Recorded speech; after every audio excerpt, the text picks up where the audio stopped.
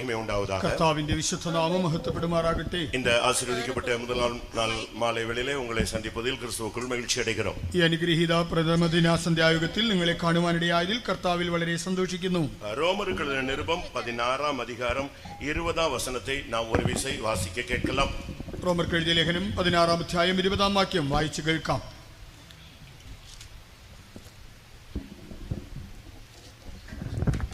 சமாதானத்தின் தேவன் சீக்கிரமாய் சாத்தானை உங்கள் கால்களின் கீழே நசுக்கி போடுவார்.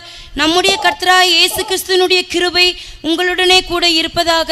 ആമേൻ. സമാധാനത്തിന്റെ ദൈവമോ വേഗത്തിൽ സാത്താനെ നിങ്ങളുടെ കാൽ കീഴെ ചതച്ചു കളയും. നമ്മുടെ കർത്താവായ യേശു ക്രിസ്തുവിന്റെ കൃപ നിങ്ങളോട് കൂടി ഇരിക്കുമാറാകട്ടെ. கர்த்தருடைய பரிசுத்த நாமத்துக்கு மகிமை உண்டாவதாக. കർത്താവിന്റെ വിശുദ്ധ നാമം മഹത്വപ്പെടുമാറാകട്ടെ. சமாதானத்தின் தேவன் சாத்தானை உங்கள் கால்களின் கீழே நசுக்கி போடுவார் என்று நாம் இப்பொழுது வாசிக்க கேட்டோம். നാം ഇപ്പോൾ വായിച്ചു കേട്ടത് സമാധാനത്തിന്റെ ദൈവം സാത്താനെ നമ്മുടെ കാൽ കീഴെ ചതച്ചു കളയുമെന്നാണ്.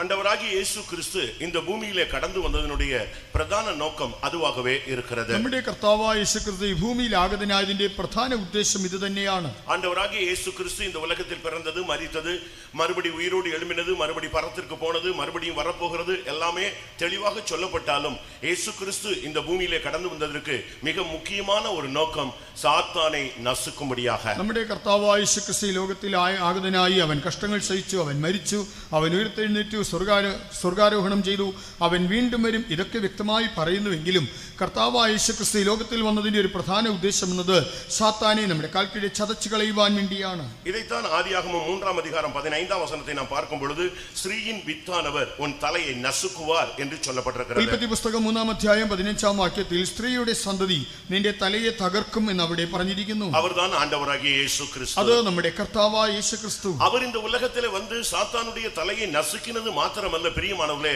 இன்றைக்கும் அவன் எழும்பும் பொழுது மறுபடியும் அவன் சபையின் கீழே, சபையினுடைய காலின் கீழே அதை மறுபடியும் நசுக்கி போடுவார் என்று சொல்லப்பட்டிருக்கிறது. കർത്താവായ യേശു ക്രിസ്തു സാത്താന്റെ തലയെ തകർത്തത് മാത്രമല്ല, ഇന്നും അവൻ എഴുന്നേൽക്കുമ്പോൾ സഭയുടെ കാൽ കീഴെ സാത്താന്റെ തലയെ ചതച്ചു കളയുമെന്ന് പറഞ്ഞിരിക്കുന്നു. இன்றைக்கும் அவனுடைய சக்திகள் பூமியிலே பல விதங்களில் கிரியை செய்கிறதை நாம் பார்க்கிறோம். ഇന്നും അവന്റെ ശക്തി പല വിധത്തിൽ ഭൂമിയിൽ പ്രവർത്തിക്കുന്നത് നമുക്ക് കാണാമല്ലോ. இன்றைக்கு அவனை கீழே தள்ளிவிட்டபடினால் அவன் பல இடங்களில் இருந்து பல விதங்களில் சபைக்கு விரோதமாக, ஜனத்துக்கு விரோதமாக, இல்லாவிட்டால் தேசத்தில் உள்ளதான பாவப்பட்ட ஜனங்களுக்கு விரோதமாக அவன் போராடுகிறதை நாம் இன்றைக்கு கண்கூடாக காண்கிறோம். അവനെ താഴെ തള്ളിയിട്ടത് കൊണ്ട് അവൻ സഭയ്ക്ക് വിരോധമായി, ജനത്തിന് വിരോധമായി, ദേശത്തിലെ സാധാരണക്കാർക്ക് വിരോധമായി പല നിലകളിൽ പ്രവർത്തിക്കുന്നത് നമുക്കിന്ന് വ്യക്തമായി കാണുവാൻ കഴിയും. தனக்கு அந்த மேன்மையான இடம் கிடைக்காத பொழுது தன்னை போல யாருக்குமே அது கிடைக்க கூடாது என்பது பிசாசினுடைய ஒரு தந்திரமாக இருக்கிறது. ഉന്നത സ്ഥാനം തനിക്ക് ലഭിക്കാത്തത് കൊണ്ട് തനിക്ക് ലഭിക്കാത്ത സ്ഥാനം മറ്റുള്ള ആർക്കും ലഭിക്കരുതെന്നുള്ളതാണ് പിശാചിന്റെ ദുരുദ്ദേശം. ஏசாயா 14 அதிகாரத்தின்படி அவனை அவர் மேலே இருந்து கீழே தள்ளுகிறதை நாம் பார்க்க முடியும். യെശയ്യാവ് 14 അധ്യായ പ്രകാരം നോക്കിയാൽ കർത്താവ് അവനെ മുകളിൽ നിന്ന് താഴേക്ക് തള്ളിയിടുന്നത് കാണാം. அவன் தன் இருதயத்திலே வடதிசையில் உள்ள சீயோன் பர்வதத்தை வாஞ்சித்த பொழுது உடனே அவனை கீழே தள்ளுகிறதாக நாம் பார்க்கிறோம். ഉത്തരാദിക്കിലുള്ളതായ സിയോൻ പർവ്വതം അവൻ തന്റെ ഹൃദയത്തിൽ മോഹിച്ചപ്പോൾ അവനെ താഴേക്ക് തള്ളിയിട്ടതായി കാണാം. ஏசாயா 14:13 நாம் அதை பார்க்க முடியும். യെശയ്യാവ് 14:13 അത് കാണാം. தொடர்ச்சியாக நீங்கள் பார்க்கும் பொழுது அவனை அகால பாதாளத்திலே தள்ளி விடுகிறார் என்று சொல்லப்பட்டிருக்கிறது. തുടർന്ന് വായിക്കുമ്പോൾ അവനെ അഗാധ പാതാളത്തിൽ തള്ളിയിടുന്നതായും കാണാം. இன்றைக்கும் கூட அவனுடைய வல்லமைகள் சபைக்கு விரோதமாக, ஜனத்துக்கு விரோதமாக, தேசத்துக்கு விரோதமாக போராடுகிறதை நாம் எல்லாரும் உணர்கிறோம். ഇന്നും അവന്റെ ശക്തികൾ സഭയ്ക്ക് വിരോധമായി, ജനത്തിനെതിരായി, ദേശത്തിനെതിരായി പോരാടുന്നത് നമുക്ക് മനസ്സിലാക്കാം. இன்றைக்கும் கூட ஒவ்வொரு தேசத்தின் வல்லமைகள் முழுவதுமே தேசத்தை அவன் கட்டுப்படுத்துகிறான் என்றும் கூட வேதத்தில் இருந்து நாம் விளங்கிக் கொள்ள ഇന്നും ബൈബിളിൽ നിന്ന് മനസ്സിലാക്കുവാൻ കഴിയുന്നുണ്ട്. മുഴു ലോകത്തിനും ദേശങ്ങളുടെ ശക്തിയെ അവൻ നിയന്ത്രിക്കുന്നു എന്ന് മനസ്സിലാക്കാൻ കഴിയുന്നു. இந்த முதலாம் நாள் கூட்டத்திலே சாத்தானை நாம் நசுக்க வேண்டியபடியாக தேவன் விரும்புகிறார். ഇന്ന് ഒന്നാമത്തെ യോഗത്തിൽ തന്നെ സാത്താനെ നാം ചതച്ചു കളയണമെന്ന് ദൈവം ആഗ്രഹിക്കുന്നു. இந்த கேரளத்திலே போராடி கொண்டிருக்கிற வல்லமைகளை நாம் மிதிக்கும் பொழுது, நசுக்கும் பொழுது மறுபடியும் இந்த ஊழியங்கள் தலை தூங்க ஒரு வாய்ப்பு இருக்கிறது. ഈ കേരളത്തിൽ പോരാടുന്നതായ ശത്രുവിന്റെ ശക്തികളെ നാം ചതച്ചു കളയുമ്പോൾ വീണ്ടും ഇവിടെ വേല അഭിവൃദ്ധിപ്പെടുവാനുള്ളതായ അവസരമുണ്ട്. ஒவ்வொரு தேசத்துக்கும் ஒவ்வொரு வல்லமைகள் விழுந்து அதை கட்டுப்படுத்திக் கொண்டிருக்கிறதாக வேதம் சுட்டிக்காட்டுகிறது. ഓരോ ദേശത്തിനെതിരായി വീണുപോയതായ ശക്തികൾ എഴുന്നേറ്റ് അതിനെ നിയന്ത്രിക്കുന്നതായി ബൈബിൾ പറയുന്നു. அன்றைக்கு மேலே இருந்து தள்ளிவிடப்பட்ட ஒரு கூட்டம் சக்தி வானத்தில் நின்றதாகவும் அடுத்த ஒரு கூட்டம் பூமியில இருந்ததாகவும் அடுத்த ஒரு கூட்டம் பாதாளத்தில் போய் விழுந்ததாகவும் வேதம் சுட்டிக்காட்டுகிறது. അന്ന് തള്ളിയിടപ്പെട്ടതായ ശക്തികളിൽ ഒരു കൂട്ടം ആകാശത്തിലും ഒരു കൂട്ടം ഭൂമിയിൽ വീണു, മറ്റൊരു കൂട്ടം അവിടെ നിന്ന് പാതാളത്തിലേക്കും തള്ളപ്പെട്ടതായി ബൈബിൾ പറയുന്നു. നാം ഇത് ശരിயான വിധത്തിൽ വിളങ്ങിക്കൊள்ள முடியும். നാം ഇത് വ്യക്തമായി മനസ്സിലാക്കണം. ലൂക്കാ എഴുതിയ സുവിശേഷത്തെ നാം பார்க்கும் பொழுது, ലൂക്കോസ് എഴുതിയ സുവിശേഷം വായിക്കുമ്പോൾ 10 அதிகாரம் 18 വചനത്തിലെ அந்த விழுந்து போன ஒரு வல்லமை வானத்திலேயே நின்று கொண்டதாக பார்க்கிறோம். 10 അധ്യായം 18 വാക്യത്തിൽ അവിടെ തള്ളപ്പെട്ടതായ ശക്തി അത് ആകാശത്തിൽ നിൽക്കുന്നതായി കാണാം. வெளிப்படுத்தல் 2 அதிகாரம் 13 வசனத்தை பார்க்கும் பொழுது சாத்தான் தன்னுடைய சிங்காசனத்தை பூமியிலே போட்டிருக்கிறதாக வேதம் சொல்லுகிறது. വെളിപ്പാട് പുസ്തകം 2 അധ്യായം 13 വാക്യത്തിൽ സാത്താൻ തന്റെ സിംഹാസനം ഭൂമിയിൽ സ്ഥാപിച്ചിരിക്കുന്നെന്ന് ബൈബിൾ പറയുന്നു. യൂദാ നിരുപത്തിലെ 6 വചനത്തെ பார்க்கும் பொழுது അന്ധകാരത്തിലെ ഒരു വല്ലമയെ തള്ളി അവർ കട്ടി മുദ്രൈ പോട്ട് வைத்திருக்கிறார் என்றும் വേദം சொல்லுகிறது. യൂദായുടെ ലേഖനം 6 അധ്യായത്തിൽ വായിക്കുമ്പോൾ ഒരു കൂട്ടം ദൂതന്മാരെ അവൻ അന്ധകാര ചങ്ങലയിൽ ബന്ധിച്ചു വെച്ചിരിക്കുന്നെന്ന് കാണാം. அங்கே வானத்தில் மட்டுமல்ல இங்கேயும் சாத்தான் தன்னுடைய சிங்காசனத்தை போட்டு வைத்திருக்கிறான். ஆனால் தான் தேசங்கள் அவனுடைய கட்டுப்பாட்டில் இருக்கிறது.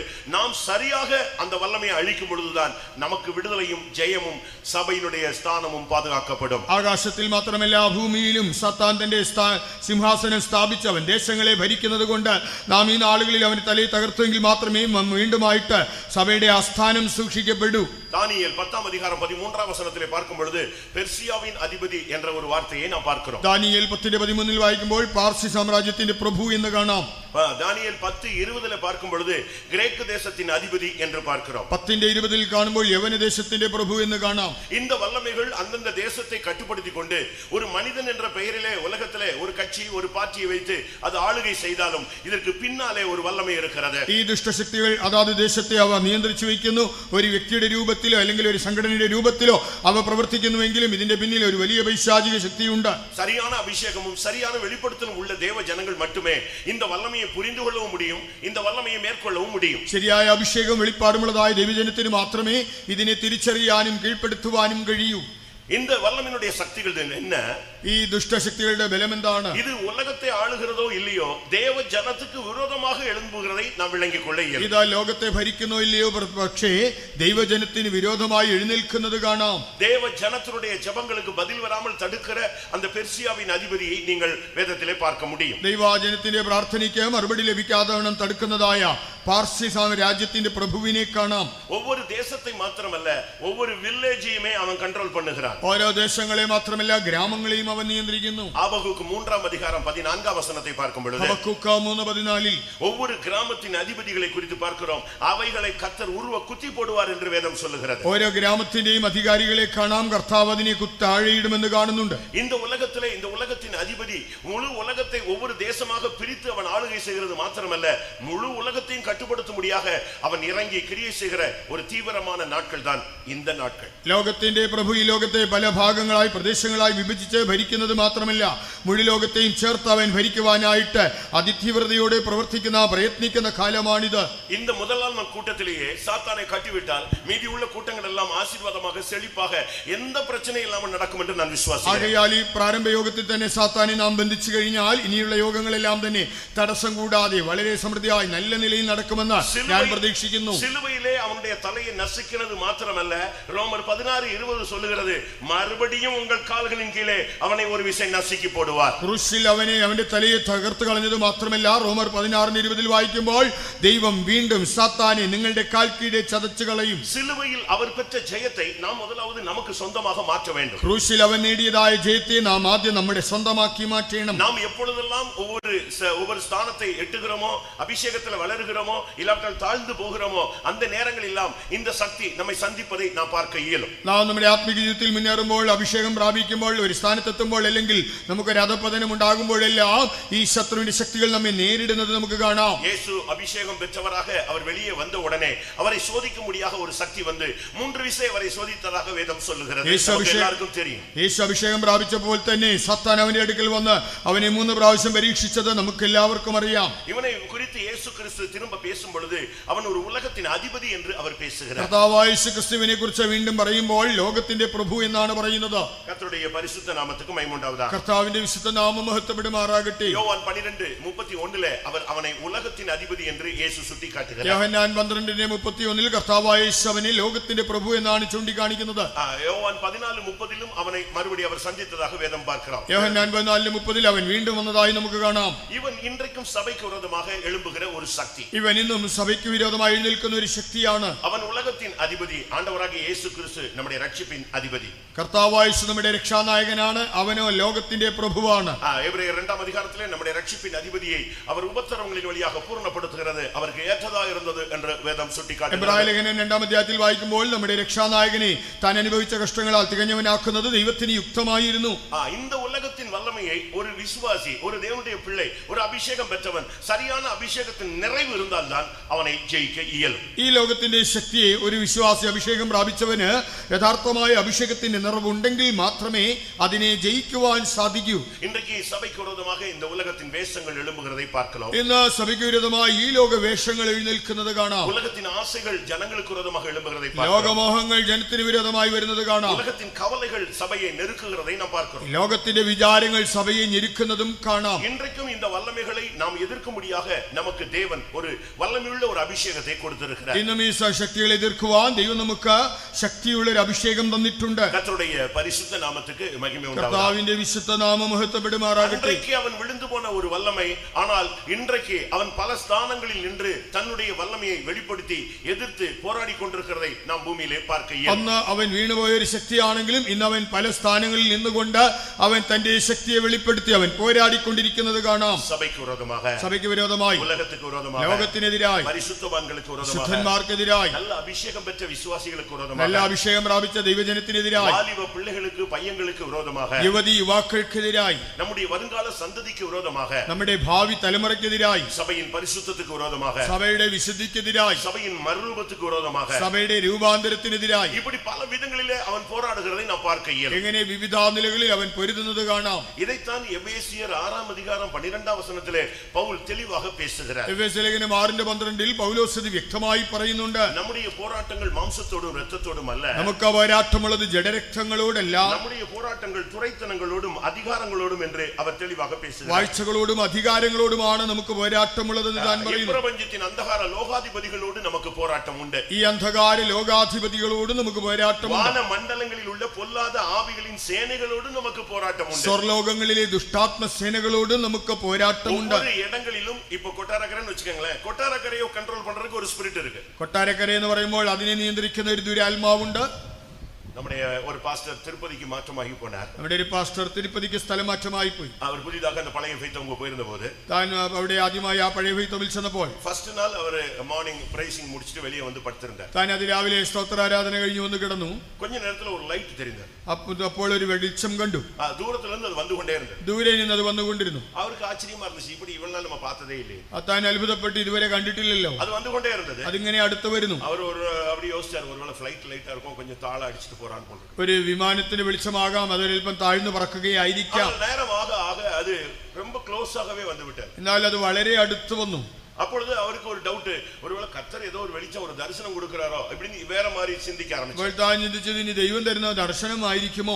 இன்னும் கொஞ்ச நேரத்துல அது ஃபெய்த்தம்குள்ளே வந்துருச்சு. എന്നാൽ അല്പസമയത്തിനുള്ളിൽ അത് വിശ്വാസ വീട്ടിൽ വന്നു. அந்த வெளிச்சம் கிட்ட வந்த உடனே தான் இவருக்கு புரிஞ்சது, அந்த வெளிச்சத்துல இருந்து சந்தனம், குங்குமம், இந்த ஒரு மாதிரி வித்தியாசமான ஸ்மெல் அடிக்க ஆரம்பிச்சு. അപ്പോൾ ആ വെളിച്ചം അടുത്ത് വന്നപ്പോഴാണ് അതിൽ നിന്ന് കുങ്കുമത്തിന്റെയും ചന്ദനത്തിന്റെയും എല്ലാം ഒരു ഗന്ധം വരുവാൻ തുടങ്ങി. உடனே அபிஷேகத்துல இருந்து எழும்பி அந்நிய பாஷை பேசி அந்த ஆவியை கடிந்து, உனக்கு எங்க இங்க என்ன வேலை போ அப்படின்னு சொன்னார். ഉടനെ താൻ ആത്മാവിൽ നിറഞ്ഞ അന്യഭാഷയിൽ സംസാരിച്ച് ആ ദുരാത്മാവിനെ ശാസിച്ച് നിനക്കിവിടെ എന്ത് കാര്യമെന്ന് പറഞ്ഞ് അതിനെ ഓടിച്ചു.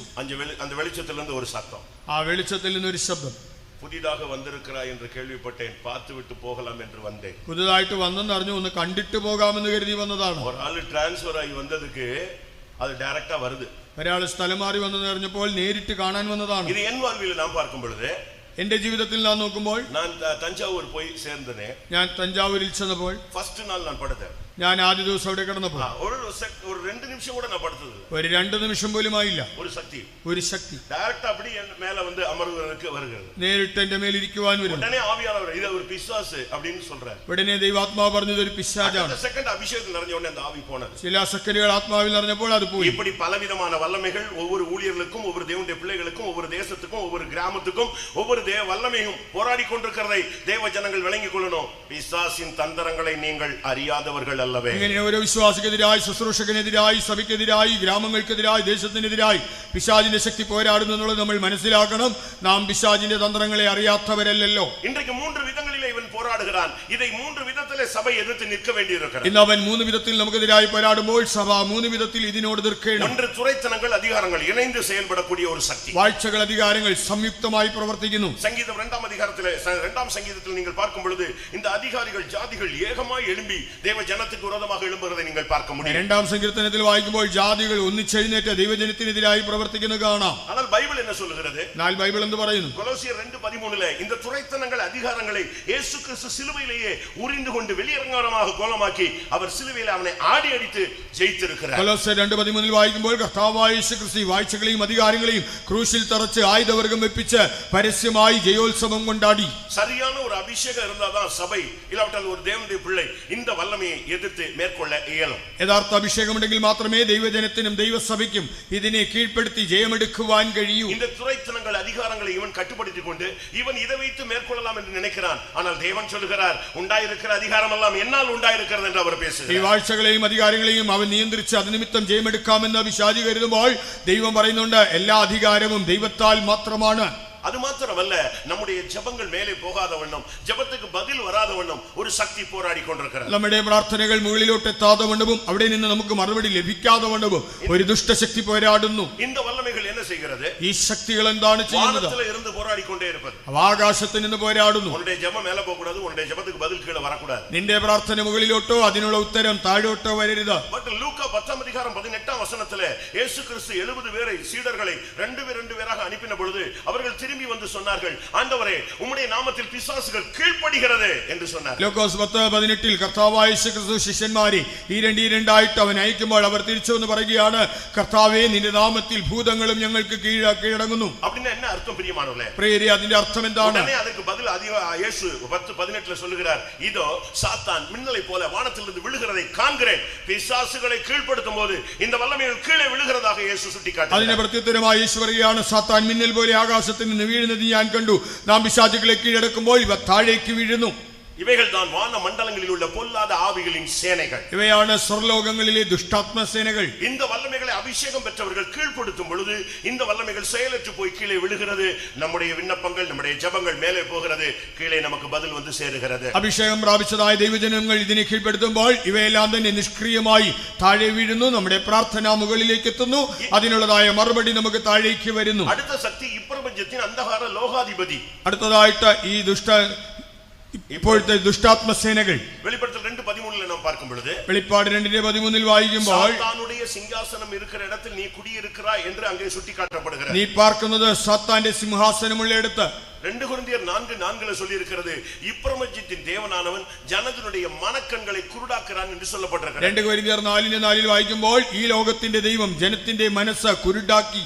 ஆனபடியால்தான் நம்ம எவ்வளவு பிரசங்கம் பண்ணாலும் சரி, எத்தனை சத்தியங்களை சொன்னாலும் சரி, நம்முடைய ஜனங்களுக்கு எவ்வளவு போதித்தாலும் இந்த மனது கெடுக்கப்பட்டவர்கள் இங்கே இருக்கும் பொழுது, அவர்கள் அந்த வல்லமையினால தாக்கப்படும் பொழுது அவர்களுக்கு செயல் இல்லாமல் போய்விடுகிறது. ആകയാലാണ് എത്ര തന്നെ ഉപദേശിച്ചാലും എത്ര സത്യങ്ങളെ പ്രസംഗിച്ചാലും മനസ്സ് വഷളായവർ ഇവിടെ ഇരുന്നത് കേട്ടുകൊണ്ടിരുന്നാൽ അത് അവരുടെ മനസ്സിൽ അത് കടക്കുകയോ അവർക്കത് പ്രാവർത്തികമാക്കുവാനോ സാധിക്കുന്നില്ല. இதை பவுல் என்ன சொல்லுகிறார்? പൗലോസ് എന്താണ് പറയുന്നത്?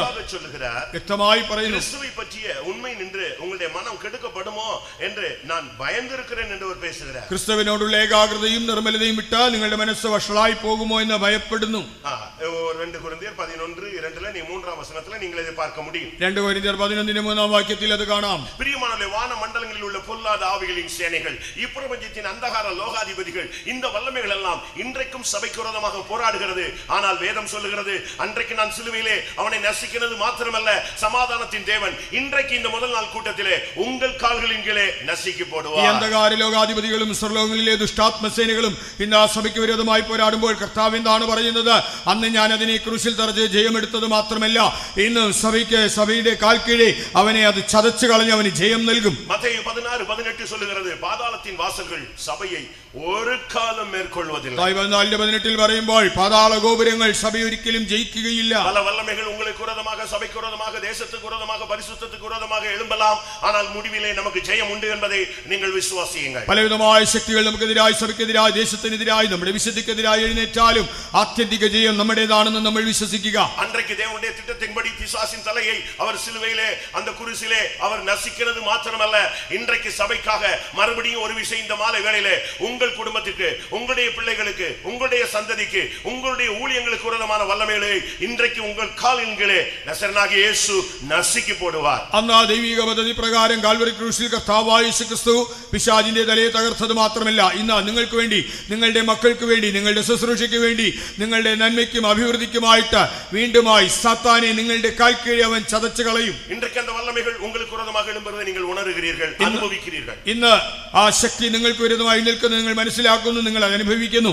பல விதமான சக்திகள் போராடுகிறதை நீங்க பார்க்கலாம். പലവിധ ശക്തികൾ പോരാടുന്നത് കാണാം. முந்தைய காலங்களில் நீங்க பெந்தேகோஸ்தே சபைகள்ல பாத்தீங்கன்னு சொன்னா பிசாசு பிடிச்சு ஆடுறவங்களை அதிகமா பார்க்கலாம். മുൻകാലങ്ങളിൽ പെന്തക്കോസ്ത് സഭകളിൽ പിശാച് പിടിച്ചാടുന്നവരെ ധാരാളം കാണാം.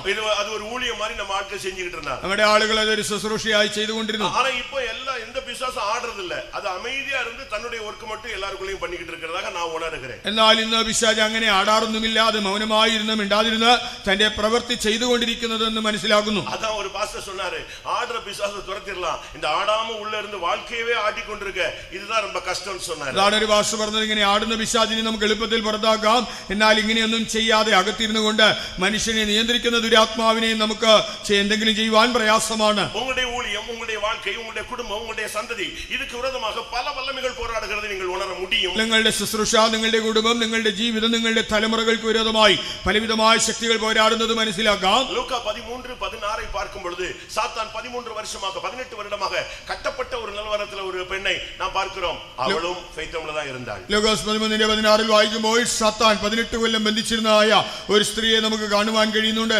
അവളും ഈ കൂട്ടായ്മയിൽ തന്നെയായിരുന്നു. 2 கொரிந்தியர் 12ஆம் அதிகாரத்திலே ஒரு பிரதான அப்போஸ்தலனாகிய பவுல் பேசுகிறார். என்ன சொல்லுகிறார்? என்னுடைய சரீரத்தில் ஒரு முள் இருக்கு, அது சாத்தானுடைய தூதன், அது என்னை குட்டிக்கிட்டே இருக்கிறது என்று ஒரு தெய்வீகமான மனுஷன் பேசுகிறார். அவனுடைய ஊழியத்தை சரியா செய்ய விடாம அந்த வல்லமைகள் குட்டி கொண்டிருந்ததாக சொல்லுகிறார். 2 കൊരിന്ത്യർ 12ആം അധ്യായത്തിൽ അപ്പോസ്തലന്മാരിൽ പ്രധാനിയായ വിശുദ്ധ പൗലോസ് ഇങ്ങനെയാണ് പറയുന്നത്, എന്റെ ശരീരത്തെ കുത്തുവാനായിട്ട് ഒരു സാത്താന്റെ ദൂതനുണ്ട്. തന്റെ ശുശ്രൂഷ നന്നായി ചെയ്യുവാൻ കഴിയാതെ വേണം ആ ശ്രേഷ്ഠനായ വ്യക്തിയുടെ ജീവിതത്തിലും പിശാച് പോരാടിക്കൊണ്ടിരുന്നു. நீங்கள் எந்த நிலவரத்தில் வந்திருந்தாலும் இன்றைக்கு தேவன் உங்களுக்கு கொடுக்கிற வசனத்தை நீங்கள் பிடித்துக் கொள்ளுங்கள்.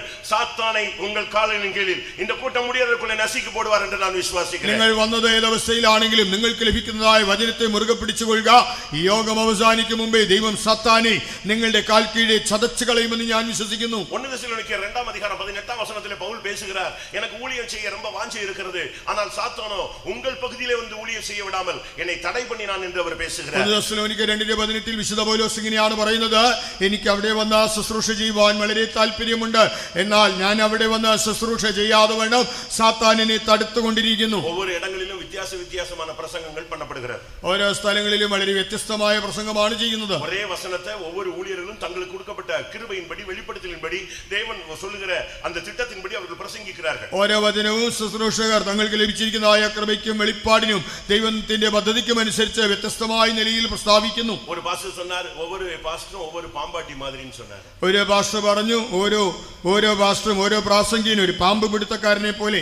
பாம்பாட்டி ஒவ்வொரு சபையில வந்து ஒவ்வொரு டிசைன்ல வினோதமா ஊதிக்கிட்டே போவான், ஆனா இந்த பாம்பு தான் செவி கொடுக்கிறது இல்ல அப்படிம்பாரு. അതെ, പാമ്പ് പിടുത്തക്കാരനെ പോലെ ഓരോ പാസ്റ്ററും ഓരോ സഭയിൽ വന്ന് വ്യത്യസ്തമായ നിലയിൽ അവരത് പറഞ്ഞിട്ട് പോകുന്നു, എന്നാൽ ഈ പാമ്പ് അത് കേൾക്കുന്നില്ല. இன்றைக்கு அநேகர் பிரசங்கத்தை கேட்கிறோம், ஆனால் நடக்கிறது என்ன? இந்த சாத்தான் வந்து ரொம்ப டெக்னிக்காக அந்த வசனத்தை எடுத்துட்டு போயிடுறான். നമ്മളെല്ലാവരും പ്രസംഗം കേൾക്കുന്നെങ്കിലും സാത്താൻ വളരെ സൂത്രത്തിൽ ആ വചനത്തെ അവൻ എടുത്തുകൊണ്ട് പോകുന്നു. பிரசங்கத்துல சொல்ற கதைகள் அப்படி மனதுல இருக்கு, ஆனா பிரசங்கத்துல சொல்ற சம்பவங்கள், இன்சிடென்ட் எல்லாம் அப்படி மைண்ட்ல இருக்கு. அது இன்னொரு 10 வருஷம் கழிச்சனால நீங்க இப்படி பிரசங்கம் பண்ணீங்கன்னு சொல்லுவாங்க, ஆனா அன்றைக்கு பேசப்பட்ட வசனத்தை அவன் எடுத்துறான். പ്രസംഗത്തിൽ പറയുന്നതായ കഥകൾ ഓർക്കും, നിങ്ങൾ സംഭവങ്ങൾ ഓർക്കും. 10 കൊല്ലം കഴിഞ്ഞാലും നിങ്ങൾ ഇങ്ങനെയൊക്കെ പറഞ്ഞല്ലോ എന്ന് പറയും. എന്നാൽ അവിടെ നൽകുന്നതായ ദൈവ വചനത്തെ അവൻ എടുത്തു കളയുന്നു. லூக்கா 8:12 சொல்லி இருக்கிறது, அந்த வசனத்தை அவன் எடுத்துக்கொண்டு போகிறான். அதனால தான் விசுவாசிகள் மறுபடியும் சோதனை, பிரச்சனை, கவலை, துக்கம்னு அப்படியே சோர்ந்து போய் விடுகிறார்கள் என்று வேதம் சொல்லுகிறது. ലൂക്കോസ് 8:12 പറയുന്നുണ്ട്, വിധിക്കപ്പെട്ടതായ വചനം അവൻ എടുത്തുകൊണ്ട് പോകുന്നു. അതുകൊണ്ടാണ് വിശ്വാസികൾ വീണ്ടും തളർന്ന് അധൈര്യപ്പെട്ടു പോകുന്നത്. நல்ல விதத்துல நல்ல தேவ சமூகத்துல உட்கார்ந்து பிரதிஷ்டை பண்ணி கல்யாணம் கட்டுறாங்க. அவர்களுக்குள்ள மறுபடியும் மிஸ் அண்டர்ஸ்டாண்டிங் வருகிறது எங்கள் சபையில பார்க்க முடியும். നല്ല വിധത്തിൽ പ്രതിഷ്ഠിക്കപ്പെട്ടതായ നിലയിൽ തീരുമാനങ്ങൾ എടുത്ത് വിവാഹിതരാകുന്നു. പിന്നീട് അവരുടെ ജീവിതത്തിൽ പ്രശ്നങ്ങൾ വരുന്നത് നമുക്ക് കാണാം. മത്തായി 13:39 சொல்லி இருக்கிறது, காளையை பிசாசு விதைத்து விடுகிறார். மிஸ் அண்டர்ஸ்டாண்டிங்ல குடும்பங்கள் சிதைந்து போய் விடுகிறது. മത്തായി 13:39 യേശു പറയുകയാണ്, ശത്രു കള വിതയ്ക്കുന്നു, അതുകൊണ്ട് തന്നെ തെറ്റിദ്ധാരണകളാൽ കുടുംബങ്ങൾ ഛിന്നിക്കുന്നു. இன்றைக்கும் அவன் வித்தியாசமான உபதேசங்களை பேசுகிறதை நாம் பார்க்கலாம். ഇന്നും വിചിത്രമായ ഉപദേശങ്ങൾ അവൻ പറയുന്നത് കാണാം. 1 தீமோத்தேயு 4:1 பார்க்கும் பொழுது பிசாசின் உபதேசங்கள்ங்கற ஒரு சப்ஜெக்டே அங்க சொல்லப்பட்டிருக்கிறது. 1 தீமோத்தேயுസ് 4:1 ഭൂതങ്ങളുടെ ഉപദേശം എന്നൊരു വിഷയം തന്നെ കാണാം. இது உள்ளே வரும் பொழுது இச்சை என்ற பெயரிலே உள்ளே வருகிறார். ഇതകത്ത് വരുമ്പോൾ മോഹം എന്ന രൂപേണ വരുന്നു. 2 தீமோத்தேயு 2 அதிகாரம் 26 வசனத்தில் பார்க்கும் பொழுது பிசாசின் இச்சையின்படி செய்ய அவனால் பிடிபட்டு இழுக்கப்பட்டிருக்கிற ஒரு கூட்டம் என்று வேதம் சொல்லுகிறது. 2 தீமோத்தேயுസ് 2 അധ്യായം 26 വാക്യത്തിൽ വായിക്കുമ്പോൾ പിശാചിന്റെ മോഹങ്ങളെ നിറവേറ്റേണ്ടതിന് അവനാൽ ബന്ധിക്കപ്പെട്ടിരിക്കുന്ന ഒരു കൂട്ടം എന്ന് കാണാം. இவைகள் எல்லாம் இன்னைக்கு சபைக்கு விரோதமாக, ஜனங்களுக்கு விரோதமாக, சபைக்குள்ள இருக்கிறதான தேவனுடைய பிள்ளைகளுக்குள்ளே புகுந்து அவன் தன்னுடைய வேலையை செய்கிறதை நான் பார்க்கிறோம். ഇവയെല്ലാം സഭയ്ക്ക് വിരോധമായി, ദൈവജനത്തിന് വിരോധമായി, സഭയിലുള്ളതായ ദൈവജനത്തിന്റെ ഉള്ളിൽ നുഴഞ്ഞു കയറി അവൻ തന്റെ പ്രവൃത്തികൾ ചെയ്യുന്നത് നമുക്കിന്ന് കാണാം. எப்படி ஒரு மனிதன் இயேசுவை ஏற்றுக்கொண்டு நாட்கள் ஆகும் பொழுது அவன் கிருபையிலே வளர்ச்சி அடைந்து தேவனை பற்றிய அறிவிலே வளர்ச்சி அடைந்து கிருபையிலே வளரும் பொழுது அவன் இயேசுவை போல மாறுகிறானோ, அதே போல பிசாசுக்கு இடம் கொடுக்கிறவன் கொஞ்ச நாள்ல பிசாசா மாறுறான்னு பைபிள் சொல்லுகிறது. അതേ ഒരു വ്യക്തി കർത്താവായ യേശുവിനെ രക്ഷിതാവായി സ്വീകരിച്ചു കഴിയുമ്പോൾ അവൻ കൃപ പ്രാപിച്ച് ദൈവപരിജ്ഞാനം പ്രാപിച്ച് വളർന്ന് അവൻ കർത്താവിനോട് അനുരൂപനായി തീരുന്നത് പോലെ, അതുപോലെ തന്നെയാണ് ഒരു വ്യക്തി വിശ്വാസി അവൻ പിശാചിനിടം കൊടുത്താൽ അവൻ പിന്നീട് പിശാചിനോട് അനുരൂപനായി തീരുന്നു. ലൂക്കാ 8:30 பார்க்கும் பொழுது ஒரு மனிதனுக்குள்ளே பிசாசு புகுந்ததாக சொல்லப்பட்டிருக்கிறது. ലൂക്കോസ് 8:30 ഒരുവനിൽ പിശാച് കടന്നതായി കാണാം. அந்த மனிதனை யோவான் 6:70 பார்க்கும் பொழுது பிசாசாய் மாற்றிவிட்டதாக வேதம் சொல்லுகிறது. യോഹന്നാൻ 6:70 ആ മനുഷ്യനെ പിശാചായി തന്നെ മാറ്റിയെന്ന് കാണാം. കർത്തരുடைய பரிசுத்த நாமத்துக்கு மகிமை உண்டாகட்ടെ. കർത്താവിന്റെ വിശുദ്ധ നാമത്തിന് മഹത്വം ഉണ്ടാകട്ടെ. இந்த வல்லமைகளை மேற்கொள்ள நமக்கு என்ன இருக்கிறது? ഈ ദുഷ്ടശക്തികളെ കീഴ്പ്പെടുത്തുവാൻ നമുക്ക് എന്താണുള്ളത്? നമുക്ക് தேவன் என்ன கொடுத்திருக்கிறார்? ദൈവം നമുക്ക് എന്ത് തന്നിട്ടുണ്ട്? അവൻ നശിക്കുന്നത് മാത്രമല്ല, സഭ அந்த வல்லமையை நசுக்க வேண்டும். അവൻ അതിനെ ചതച്ചത് മാത്രമല്ല, സഭയും അതിനെ ചതയ്ക്കണം. உங்கள் கால்களின் கீழே, നിങ്ങളുടെ കാൽ കീഴെ, ஒவ்வொரு ஊழியக்காரனுடைய கால்களுக்கு கீழே, ஒவ்வொரு விசுவாசிகள் அபிஷேகம் பெற்றவங்களுடைய கால்களுக்கு கீழே அவர் கொண்டு வந்து விடுவாரு. നീ നശിക്കണം. ഓരോ ശുശ്രൂഷകന്റെ കാൽ കീഴെ, അഭിഷേകം പ്രാപിച്ചതായ വിശ്വാസിയുടെ കാൽ കീഴെ ദൈവം കൊണ്ടുവന്നു വയ്ക്കും.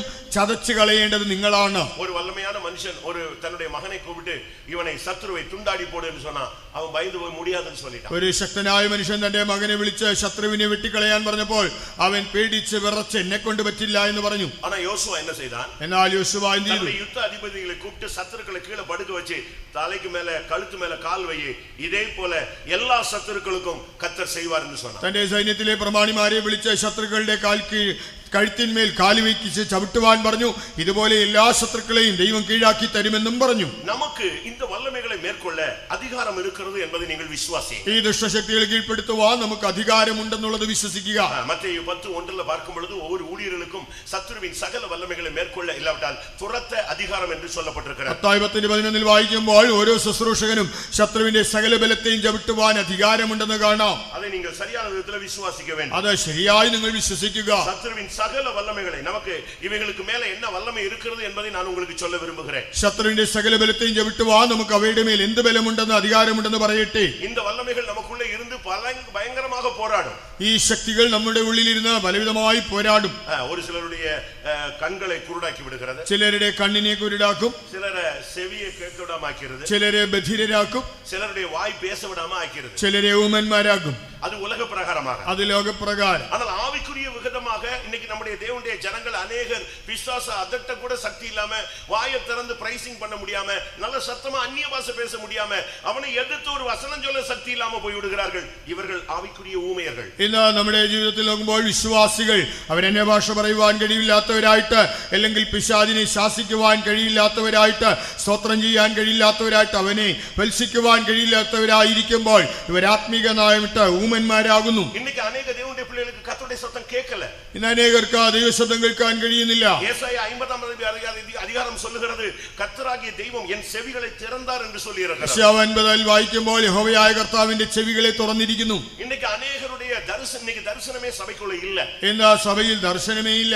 കാരണം என்ன? കാരണം എന്ത്? ഏലിயின் காலமாக இருக்கிறது என்று நீங்கள் நினைக்கிறீர்கள். നിങ്ങൾ ചിന്തിക്കും ഇത് ഏലിയുടെ കാലമെന്ന്. പ്രത്യക്ഷமான ദർശനം ഇല്ലാത്ത ഒരു കാലം தான் വിഴുകയിൻ കാലം. യഹോവയുടെ ദർശനം നേരിട്ടില്ലാത്ത ഒരു കാലമാണ് വീഴ്ചയുടെ കാലം. ലൂക്കാ 11:14 ஊமையான ஒரு மனிதனை நீங்கள் பார்க்கலாம். ലൂക്കോസ് 11:14 ഊമനായ ഒരു മനുഷ്യനെ കാണാം. മത്തേയു 12:22 ഊമയും കുരുടുமான ഒരു വല്ലമை താക്കുന്ന ഒരു മനുഷ്യനെ பார்க்கலாம். മത്തായി 12:22 ഊമനും കുരുടനുമായ ദുരാത്മാവ് ബാധിച്ചതായ ഒരു മനുഷ്യനെ കാണാം. മാർക്ക് 9:25 ഊമയും സെവിടുமான ഒരു സ്പിരിറ്റ് താക്കുന്ന ഒരാളെ നിങ്ങൾ பார்க்கலாம். മാർക്കോസ് 9:25 ഊമനും ബധിരനുമായ ദുരാത്മാവ് ബാധിച്ച ഒരു മനുഷ്യനെ കാണാം. അതിന്റെ ശരിயான അർത്ഥം என்ன?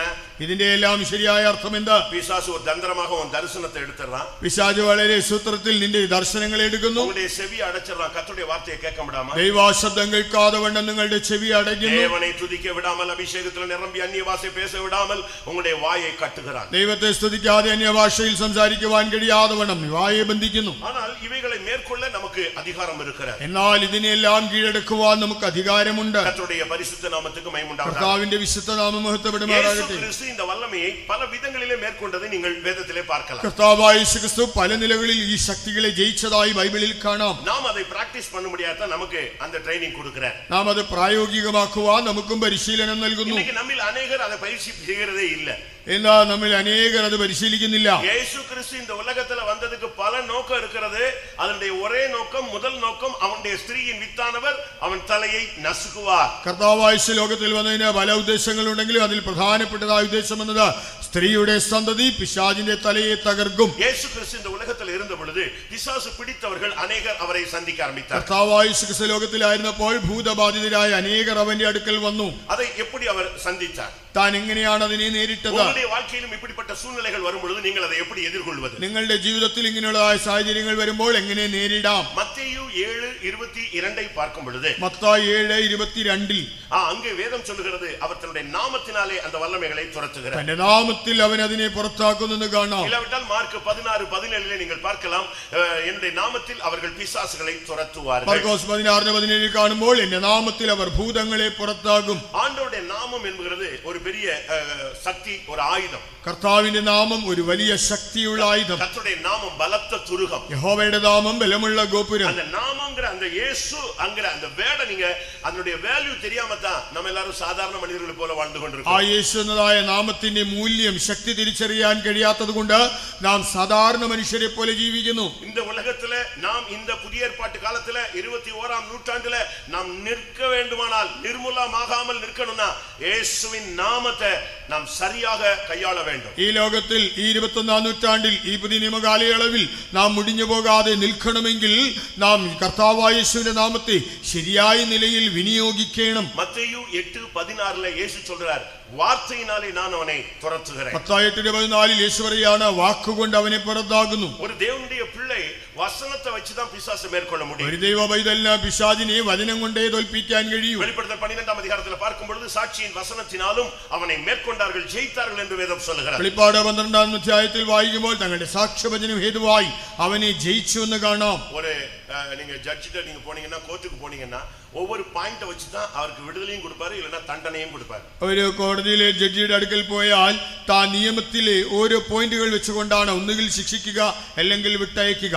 ஆண்டவர் நம்ம நியாயம் தீர்க்கும்போது கூட இந்த வசனத்தை வச்சு தான் அவனை நியாயம் தீர்ப்பேன்னு சொல்றாரு. കർത്താവ് നമ്മെ വിധിക്കുമ്പോഴും ഈ വചനം വെച്ചാണ് ന്യായം വിധിക്കുന്നതായിട്ട് പറയുന്നത്. நாமும் கூட இந்த வல்லமைகளை எதிர்த்து நிற்கும் பொழுது வசனத்தை வச்சு தான், வார்த்தையினால தான் இயேசு துரத்தினார். நாமும் வசனங்களை சரியாக யூஸ் பண்ணணும். കർത്താവായ യേശു വാക്കുകൊണ്ട് വചനം കൊണ്ട് അവനെ പുറത്താക്കിയത് കൊണ്ട് നാമും പിശാചിനോട് എതിർത്ത് നിൽക്കുമ്പോൾ ഈ ദൈവവചനത്തെ ശരിയായിട്ട് ഉപയോഗിക്കണം. യേശു என்ற நாமத்தை நீங்க யூஸ் பண்ணி பாருங்க. യേശു എന്ന നാമം ഉപയോഗിക്കുക. பாஸ்டர் அருள்தாஸ் அவர்கள் முதல் பிசாசை துரத்தின பொழுது, പാസ്റ്റർ അരുൾദാസ് അവർ ആദ്യമായി പിശാചിനെ പിശാചിനെ പുറത്താക്കിയപ്പോൾ போய் ஒண்ணும் துரத்தல, താൻ പോയി പുറത്താക്കിയില്ല, வீட்டுல உட்கார்ந்திருந்தார். താൻ വീട്ടിലിരുന്നു. அவங்க தெருவுல ஒரு ஆளுக்கு பிசாசு பிடிச்சு ஆடிட்டு இருந்துச்சு. അവിടെ റോഡിൽ ഒരാൾ പിശാച് പിടിച്ചാടിക്കൊണ്ടിരുന്നു. அந்த பிசாசை துரத்துறதுக்கு என்னதான் உனக்கு செய்யணும்னு அதுட்ட போய் அதுட்டே क्वेश्चन பண்றாங்க. അതിനോട് പോയി ചോദിക്കുകയാണ്, നിന്നെ പുറത്താക്കാൻ എന്ത് ചെയ്യണം? அப்ப அவர் அது சொன்னது, இந்த தெருவுல கடைசில இந்த வீட்டுல அருள்தாஸ்னு ஒருத்தர் இருக்கிறான், அவன் தான் என்னைய துரத்த முடியும்னு சொல்லிச்சு. അപ്പോൾ ഈ പിശാച് പറഞ്ഞു, ഈ തെരുവിൽ ഒരു വീട്ടിൽ അരുൾദാസ് എന്നൊരാളുണ്ട്, അയാൾക്ക് മാത്രമേ എന്നെ ഓടിക്കാൻ കഴിയൂ. அவரை உடனே ஊரே போய் இழுத்துட்டு வந்துருச்சு. ഉടനെ നാട് മൊത്തം ചെന്ന് അദ്ദേഹത്തെ കൊണ്ടുവന്നു. இவர் சொன்னார், எனக்கு பிசாசு துரத்தி பழக்கமே இல்ல, கிறிஸ்தவன், ஆனா என்னால துரத்தல முடியாது, தயவு செய்து நான் வர மாட்டேன்னு சொல்லிட்டார். അപ്പോൾ അദ്ദേഹം പറഞ്ഞു, ഞാനൊരു ക്രിസ്ത്യാനിയാണെങ്കിലും പിശാചിനെ ഓടിച്ചെനിക്ക് പരിചയമില്ല, ഞാൻ വരികയില്ലെന്ന് പറഞ്ഞു. பிசாசு உன் பேரதான்பா சொல்லிச்சுன்னு சொல்லி இவரை இழுத்துட்டு போயிட்டாங்க. പിശാച് നിന്റെ പേരാണ് പറഞ്ഞതെന്നും പറഞ്ഞുകൊണ്ട് അദ്ദേഹത്തെ വിളിച്ചുകൊണ്ട് പോയി. இவரை பார்த்த உடனே அந்த ஆவி கத்த ஆரம்பிச்சிருச்சு. തന്നെ കണ്ടപ്പോൾ തന്നെ ഈ ദുരാത്മാവ് അലറുവാൻ തുടങ്ങി. எல்லாரும் சொன்னாங்க, பிசாசு துரத்துப்பா, சீக்கிரம் துரத்துப்பா, கத்துதுன்னு சொன்னாங்க. പെട്ടെന്ന് അതിനെ പുറത്താക്കാതെ അലറി വിളിക്കുന്നല്ലോ. இவர் சொன்னார், எனக்கு எப்படி துரத்துன்னு தெரியல. അപ്പോൾ അദ്ദേഹം പറഞ്ഞു, എനിക്കറിഞ്ഞുകൂടാ. ஆடிக்கிட்டு இருந்த பிசாசு சொல்லிச்சு, இயேசுவின் நாமத்துல போன்னு சொல்லி நான் போயிடுறேன், அதுதான் எனக்கு கடைசி டைம்னு சொல்லிச்சு. അപ്പോൾ ആടിക്കൊണ്ടിരുന്ന പിശാച് പറഞ്ഞു, യേശുവിന്റെ നാമത്തിൽ പോയെന്ന് പറഞ്ഞാൽ ഞാൻ പൊക്കൊള്ളാം, അതാണ് എന്റെ അവസാന സമയം. அதனால அவர் சாட்சியில சொல்லுவாரு, பிசாசு துரத்த எனக்கு சொல்லி கொடுத்தது பிசாசு தான். അതുകൊണ്ട് അദ്ദേഹം സാക്ഷിയിൽ പറയും, പിശാചിനെ ഓടിക്കാൻ എന്നെ പഠിപ്പിച്ചത് പിശാച് തന്നെയാണ്. இயேசுவின் நாமம், இயேசுவின் வார்த்தை, இவைகளை நீங்கள் உபயோகித்து இன்றையிலிருந்து பிராக்டீஸ் பண்ணுங்க. യേശുവിന്റെ നാമം, യേശുവിന്റെ വചനം ഉപയോഗിച്ച് നിങ്ങൾ അത് പ്രായോഗികമാക്കുക. മത്തായി 12:28 യേശു தேவனுடைய ஆவியினால் நான் பிசாசுகளை துரத்துகிறேன் என்று பேசினார். മത്തായി 12:28 വായിക്കുമ്പോൾ ദൈവാത്മാവിനാൽ ഭൂതങ്ങളെ പുറത്താക്കുന്നു. சரியான அபிஷேகத்தில் நீங்க நின்னீங்கன்னா எந்த வல்லமையும் நிக்க முடியாது. ശരിയായ അഭിഷേകത്തിൽ നിങ്ങൾ നിന്നാൽ നിങ്ങൾക്കെതിരായി ഒരു ദുഷ്ടശക്തിയും നിൽക്കുകയില്ല. ലൂക്കാ 4:1 பார்க்கும் பொழுது இயேசு பரிசுத்தாவியில் நிறைந்தவராக போனார், அவரை சோதிக்க முடியாத அந்த வல்லமை வந்தது, 3 விஷயம் அவருடைய தலையை நசுக்கி துரத்தி விட்டார். ലൂക്കോസ് 4:1 വായിക്കുമ്പോൾ യേശു പരിശുദ്ധാത്മാവ് നിറഞ്ഞവനായി പോയി 3 പ്രാവശ്യം പരീക്ഷകൻ അവനെ പരീക്ഷിച്ചു, അപ്പോഴെല്ലാം അവന്റെ തലയെ തകർത്തയച്ചു. கர்த்தருடைய பரிசுத்த நாமத்துக்கு மகிமை உண்டாவதாக. കർത്താവിന്റെ വിശുദ്ധ നാമത്തിന് മഹത്വം ഉണ്ടാകട്ടെ. லூக்கா 11:20 நீங்கள் பார்க்கும் பொழுது ലൂക്കോസ് 11:20 இயேசு சொல்கிறார், நான் தேவனுடைய விரலினாலே பிசாசுகளை துரத்துகிறேன். യേശു പറയാണ്, ദൈവത്തിന്റെ വിരൽ കൊണ്ട് ഭൂതങ്ങളെ പുറത്താക്കും. சிலுவையிலே ஆணி அடிக்கப்பட்ட கரம், அந்த பரிசுத்தமான கரம் படும் பொழுது அந்த வல்லமை ஓடினது. ക്രൂശിൽ ആണി തറയ്ക്കപ്പെട്ടതായ വിശുദ്ധമായ നിർമ്മലമായ കരം തൊടുമ്പോൾ ദുഷ്ടശക്തി ഓടിപ്പോകുന്നു. இயேசுவின் விரல் வருமானால் எந்த பிசாசு செய்வன ஏவல் மந்திரம் எதுவுமே நிக்காது. യേശുവിന്റെ വിരൽ വരുമെങ്കിൽ ഏതുവിധമായ പൈശാചിക ശക്തികളോ ആഭിചാരമോ ക്ഷുദ്ര പ്രയോഗമോ അവിടെ നിൽക്കുകയില്ല. யாத்திராகமம் 8:19 வசனத்தை பார்க்கும் பொழுது, പുറപ്പാട് 8:19 அங்க என்ன சொல்லப்பட்டிருக்கிறது? അവിടെ എന്താണ് പറയുന്നത്? மோசேக்கு விரோதமாக அந்த பார்வோனுடைய அந்த ஜோசியக்காரர்கள், சூனியக்காரர்கள், மந்திரவாதிகள் எல்லாம் பிரயத்தனம் பண்ணுகிறார். ഫറവോന്റെ മന്ത്രവാദികളും ആഭിചാരകന്മാരും അവിടെ മോശയ്ക്കെതിരായി വന്ന് നിൽക്കുന്നു. மோசே ஒன்று செய்தால் அதையே மந்திரத்துல செய்வது. മോശ എന്തെങ്കിലും ചെയ്താൽ അവരും മന്ത്രവാദം കൊണ്ട് അത് ചെയ്യും. அப்படியானால் தேவனும் மந்திரமும் ஈக்குவல்ங்கிற மாதிரி அவங்க காட்டிக்கிட்டே வந்தாங்க. അപ്പോൾ ദൈവവും ഈ മന്ത്രവാദവും എല്ലാം തുല്യം തന്നെയെന്ന് അവർ അവിടെ കാണിച്ചുകൊണ്ടിരുന്നു. யாத்திராகமம் 8:19 வரும்போது, എന്നാൽ പുറപ്പാട് 8:19 அங்க ஒண்ணும் பலிக்கல, അവരുടെ മന്ത്രവാദം ഫലിച്ചില്ല. இப்ப മന്ത്രവാദിகள் சொன்னாங்க, അപ്പോൾ മന്ത്രവാദികൾ പറഞ്ഞു, எங்களால இனிமே ஒண்ணுமே பண்ண முடியாது, ഇനി ഞങ്ങൾക്കൊന്നും ചെയ്യാനാവില്ല, இதுல தேவனுடைய விரல் இருக்கிறதாக நாங்கள் காண்கிறோம், ഇതിൽ ദൈവത്തിന്റെ വിരലുണ്ടെന്ന് മനസ്സിലാക്കുന്നു. தேவனுடைய விரலை கொண்டு நீங்கள் எதிர்த்து நின்றீர்களானால், தேவனுடைய கரம், வலது கரம் உங்களோடு கூட இருக்குமானால், செய்வனை ஏவல் பில்லி சூனிய எந்த வல்லமையும் உனக்கு முன்பாக நிற்க முடியாது. ദൈവത്തിന്റെ വിരൽ കൊണ്ട് അല്ലെങ്കിൽ ദൈവത്തിന്റെ വലതുകരം നിന്നോട് കൂടെ ഇരുന്ന് നീ അതിനെ ഉപയോഗിച്ച് നിന്നാൽ ഒരുവിധമായ ആഭിചാര മന്ത്രവാദം ക്ഷുദ്ര പ്രയോഗം നിനക്ക് വിരോധമായി ഫലിക്കുകയില്ല. இன்னைக்கு अनेक விசுவாசிகள் நம்ம இயேசுவை ஏற்றுக்கொண்ட உடனேயே இந்த சக்தி நமக்கு இருப்பதை நீங்கள் விசுவாசிக்க வேண்டும். എന്നാൽ വിശ്വാസികൾ നാം കർത്താവായ യേശുവിനെ വിശ്വസിക്കുമ്പോൾ തന്നെ ഈ ശക്തി നമുക്കുള്ളതായിട്ട് നമ്മൾ വിശ്വസിക്കണം. பிசாசு துரத்துறதுக்கு ஒரு பாஸ்டர் நீங்க கூட்டி வர வேண்டிய அவசியம் கிடையாது. പിശാചിനെ ഓടിക്കുവാൻ വേണ്ടി ഒരു പ്രത്യേകം പാസ്റ്ററെ കൊണ്ടുവരേണ്ടതില്ല. ஒரு குறிக்கப்பட்ட நபரை தேடிட்டு நீங்க காணிக்கை எடுத்துட்டு போக வேண்டிய அவசியம் ഒരു പ്രത്യേക വ്യക്തി അന്വേഷിച്ചുകൊണ്ട് കാണിക്കയുമായി പോകേണ്ട. என்றைக்கு இந்த பைபிளை தூக்கிட்டு இயேசு தெய்வம் என்று நீ விசுவாசித்தாயோ, அன்றைக்கு அவருடைய நாமத்தில் உள்ள பாதுகாப்பும் இந்த வசனத்தினுடைய வல்லமையும் உனக்குள்ளே வந்து விடுகிறது. യേശു ദൈവമെന്ന് വിശ്വസിച്ചാൽ ഈ ബൈബിൾ എടുത്ത മാത്രയിൽ അവന്റെ നാമത്തിലുള്ളതായ സംരക്ഷണവും ആ ശക്തിയും അതാ നിന്നിലേക്കും വന്നു കഴിഞ്ഞു. எத்தனை பேர் அதை விசுவாசிக்கிறீங்க? എത്ര പേര് ഇത് വിശ്വസിക്കുന്നു? இயேசுவின் நாமத்தை நான் கையில எடுத்த பொழுது, இல்லாவிட்டால் வாயில அறிக்கை செய்த பொழுது, எல்லா வல்லமைகளையும் மேற்கொள்ள எனக்கு அதிகாரம் இருக்குதுன்னு சொல்றவங்க கரங்களை வைத்து ஒரு அல்லேலூயா சொல்லுங்க.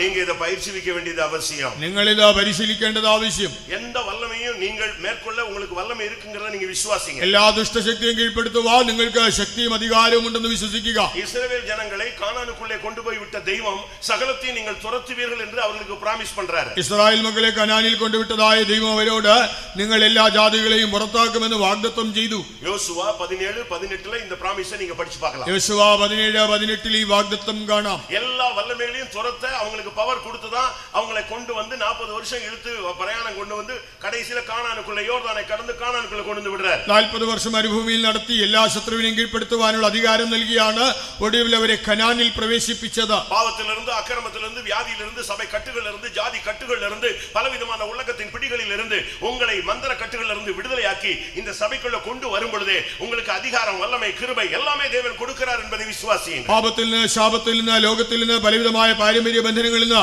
സഭയുടെ ബന്ധനങ്ങളിൽ നിന്നെല്ലാം കർത്താവ് നിങ്ങളെ വിടുവിച്ച ഈ സഭയിൽ കൊണ്ടുവരുമ്പോൾ ദൈവം നിങ്ങൾക്ക് എല്ലാവിധമായ അധികാരവും ശക്തിയും തരുന്നുവെന്ന് നിങ്ങൾ വിശ്വസിക്കുക. ജനങ്ങളെ അങ്ങ് കൊണ്ടുപോയി വിട്ടപ്പോൾ അവங்களுக்கு 12 ഗോത്രത്തിനും ഒരു പ്രോമിസ് ഒരേ പ്രോമിസ് സകലത്തെയും നിങ്ങൾ തുരത്തുവീர்கள். ഇസ്രായേൽ മക്കളെ അവിടെ കൊണ്ടുവിട്ടപ്പോൾ 12 ഗോത്രങ്ങൾക്കും ദൈവം ഒരു വാഗ്ദത്തം കൊടുത്തു, നിങ്ങൾ സകല ജാതികളെയും പുറത്താക്കും. ஆனால் நடந்தது என்ன? 3 காரியம் நடந்தது. എന്നാൽ അവിടെ സംഭവിച്ചത് 3 കാര്യങ്ങളാണ്. அது என்ன? അതെന്താണ്? ஒரு கூட்டத்தார் துரத்தவே இல்லை. ഒരു കൂട്ടർ ആരെയും പുറത്താക്കിയില്ല. இன்னொரு கூட்டத்தார் துரத்தி விட முடியவில்லை. മറ്റൊരു കൂട്ടർ അവരെ പുറത്താക്കി പറഞ്ഞുവിടാൻ കഴിഞ്ഞില്ല. இன்னொருத்தர் துரத்தினார்கள். മറ്റൊരു കൂട്ടർ അവരെ പുറത്താക്കി. இன்னைக்கு சபைக்குள்ள இந்த 3 கூட்டமும் உட்கார்ந்திருக்கு. ഇന്ന് ആ സഭയിൽ 3 കൂട്ടമുണ്ട്. ஒரு சின்ன கூட்டம் பிசாசின் வல்லமைகளை துரத்தி அவனை மேற்கொண்டு அவனை நசுக்கி ஜெயிச்சுக்கிட்டே போகுது. ഒരു കൂട്ടർ പിശാചിന്റെ ശക്തികളെ തകർത്ത് അവനെ പുറത്താക്കി ജയിച്ചു മുന്നേറി ചെല്ലുന്നു. இன்னும் ஒரு கூட்டம் அதை பத்தி கவலையே படாம அப்படியே அட்ஜஸ்ட் பண்ணிட்டு அவனுக்கு சக்தி இருக்கு பட் யூஸ் பண்றது இல்ல, துரத்தவில்லை. മറ്റൊരു കൂട്ടർ ഇതിൽ അഡ്ജസ്റ്റ് ചെയ്ത് അവർക്ക് ശക്തിയുണ്ടെങ്കിലും പുറത്താക്കാതെ അവരെങ്ങനെ അഡ്ജസ്റ്റ് ചെയ്തു പോകുന്നു. இன்னும் ஒரு கூட்டம் பலவீனப்பட்டு போய் துரத்தி விட முடியாம தடுமாறுறீங்க. நீங்க எந்த கூட்டங்கறத கொஞ்சம் அனலைஸ் பண்ணுங்க. മറ്റൊരു കൂട്ടർ വളരെ ദുർബലരായിരിക്കുന്നു, പുറത്താക്കാൻ അവർക്ക് കഴിയുന്നില്ല, അവരെങ്ങനെ ക്ഷീണിച്ചിരിക്കുന്നു. നിങ്ങൾ ഏത് വിഭാഗത്തിൽപ്പെടുന്നുവെന്ന് നിങ്ങൾ തന്നെ പരിശോധിച്ചറിയുക. யோசுவா 16:10 பார்க்கும்போது യോശുവ 16:10 இல்லாவிட்டால் யோசுவா 17:13 பார்க்கும் பொழுது യോശുവ 17:13 കാണുമ്പോൾ அவர்கள் அந்த வல்லமைகளை அந்த ஜாதிகளை அந்த குடிகளை அவர்கள் துரத்தவில்லை. അവർ ആ ദേശത്തിലെ ജാതികളെ ജനങ്ങളെ പുറത്താക്കിയില്ല. நீ பிசாசை துரத்தாம உன் வீட்லயே வச்சுக்கலாம், உன் ஊழியத்திலேயே உன் கூடயே வச்சுக்கலாம், உன் லைஃப் ஃபுல்லா அது பார்ட்னர் மாதிரி வந்துகிட்டே இருப்பான். പിശാചിനെ പുറത്താക്കാതെ നിന്റെ വീട്ടിൽ നിന്റെ ശുശ്രൂഷയിൽ നിനക്ക് അവനെ കൂടെ വെക്കാം.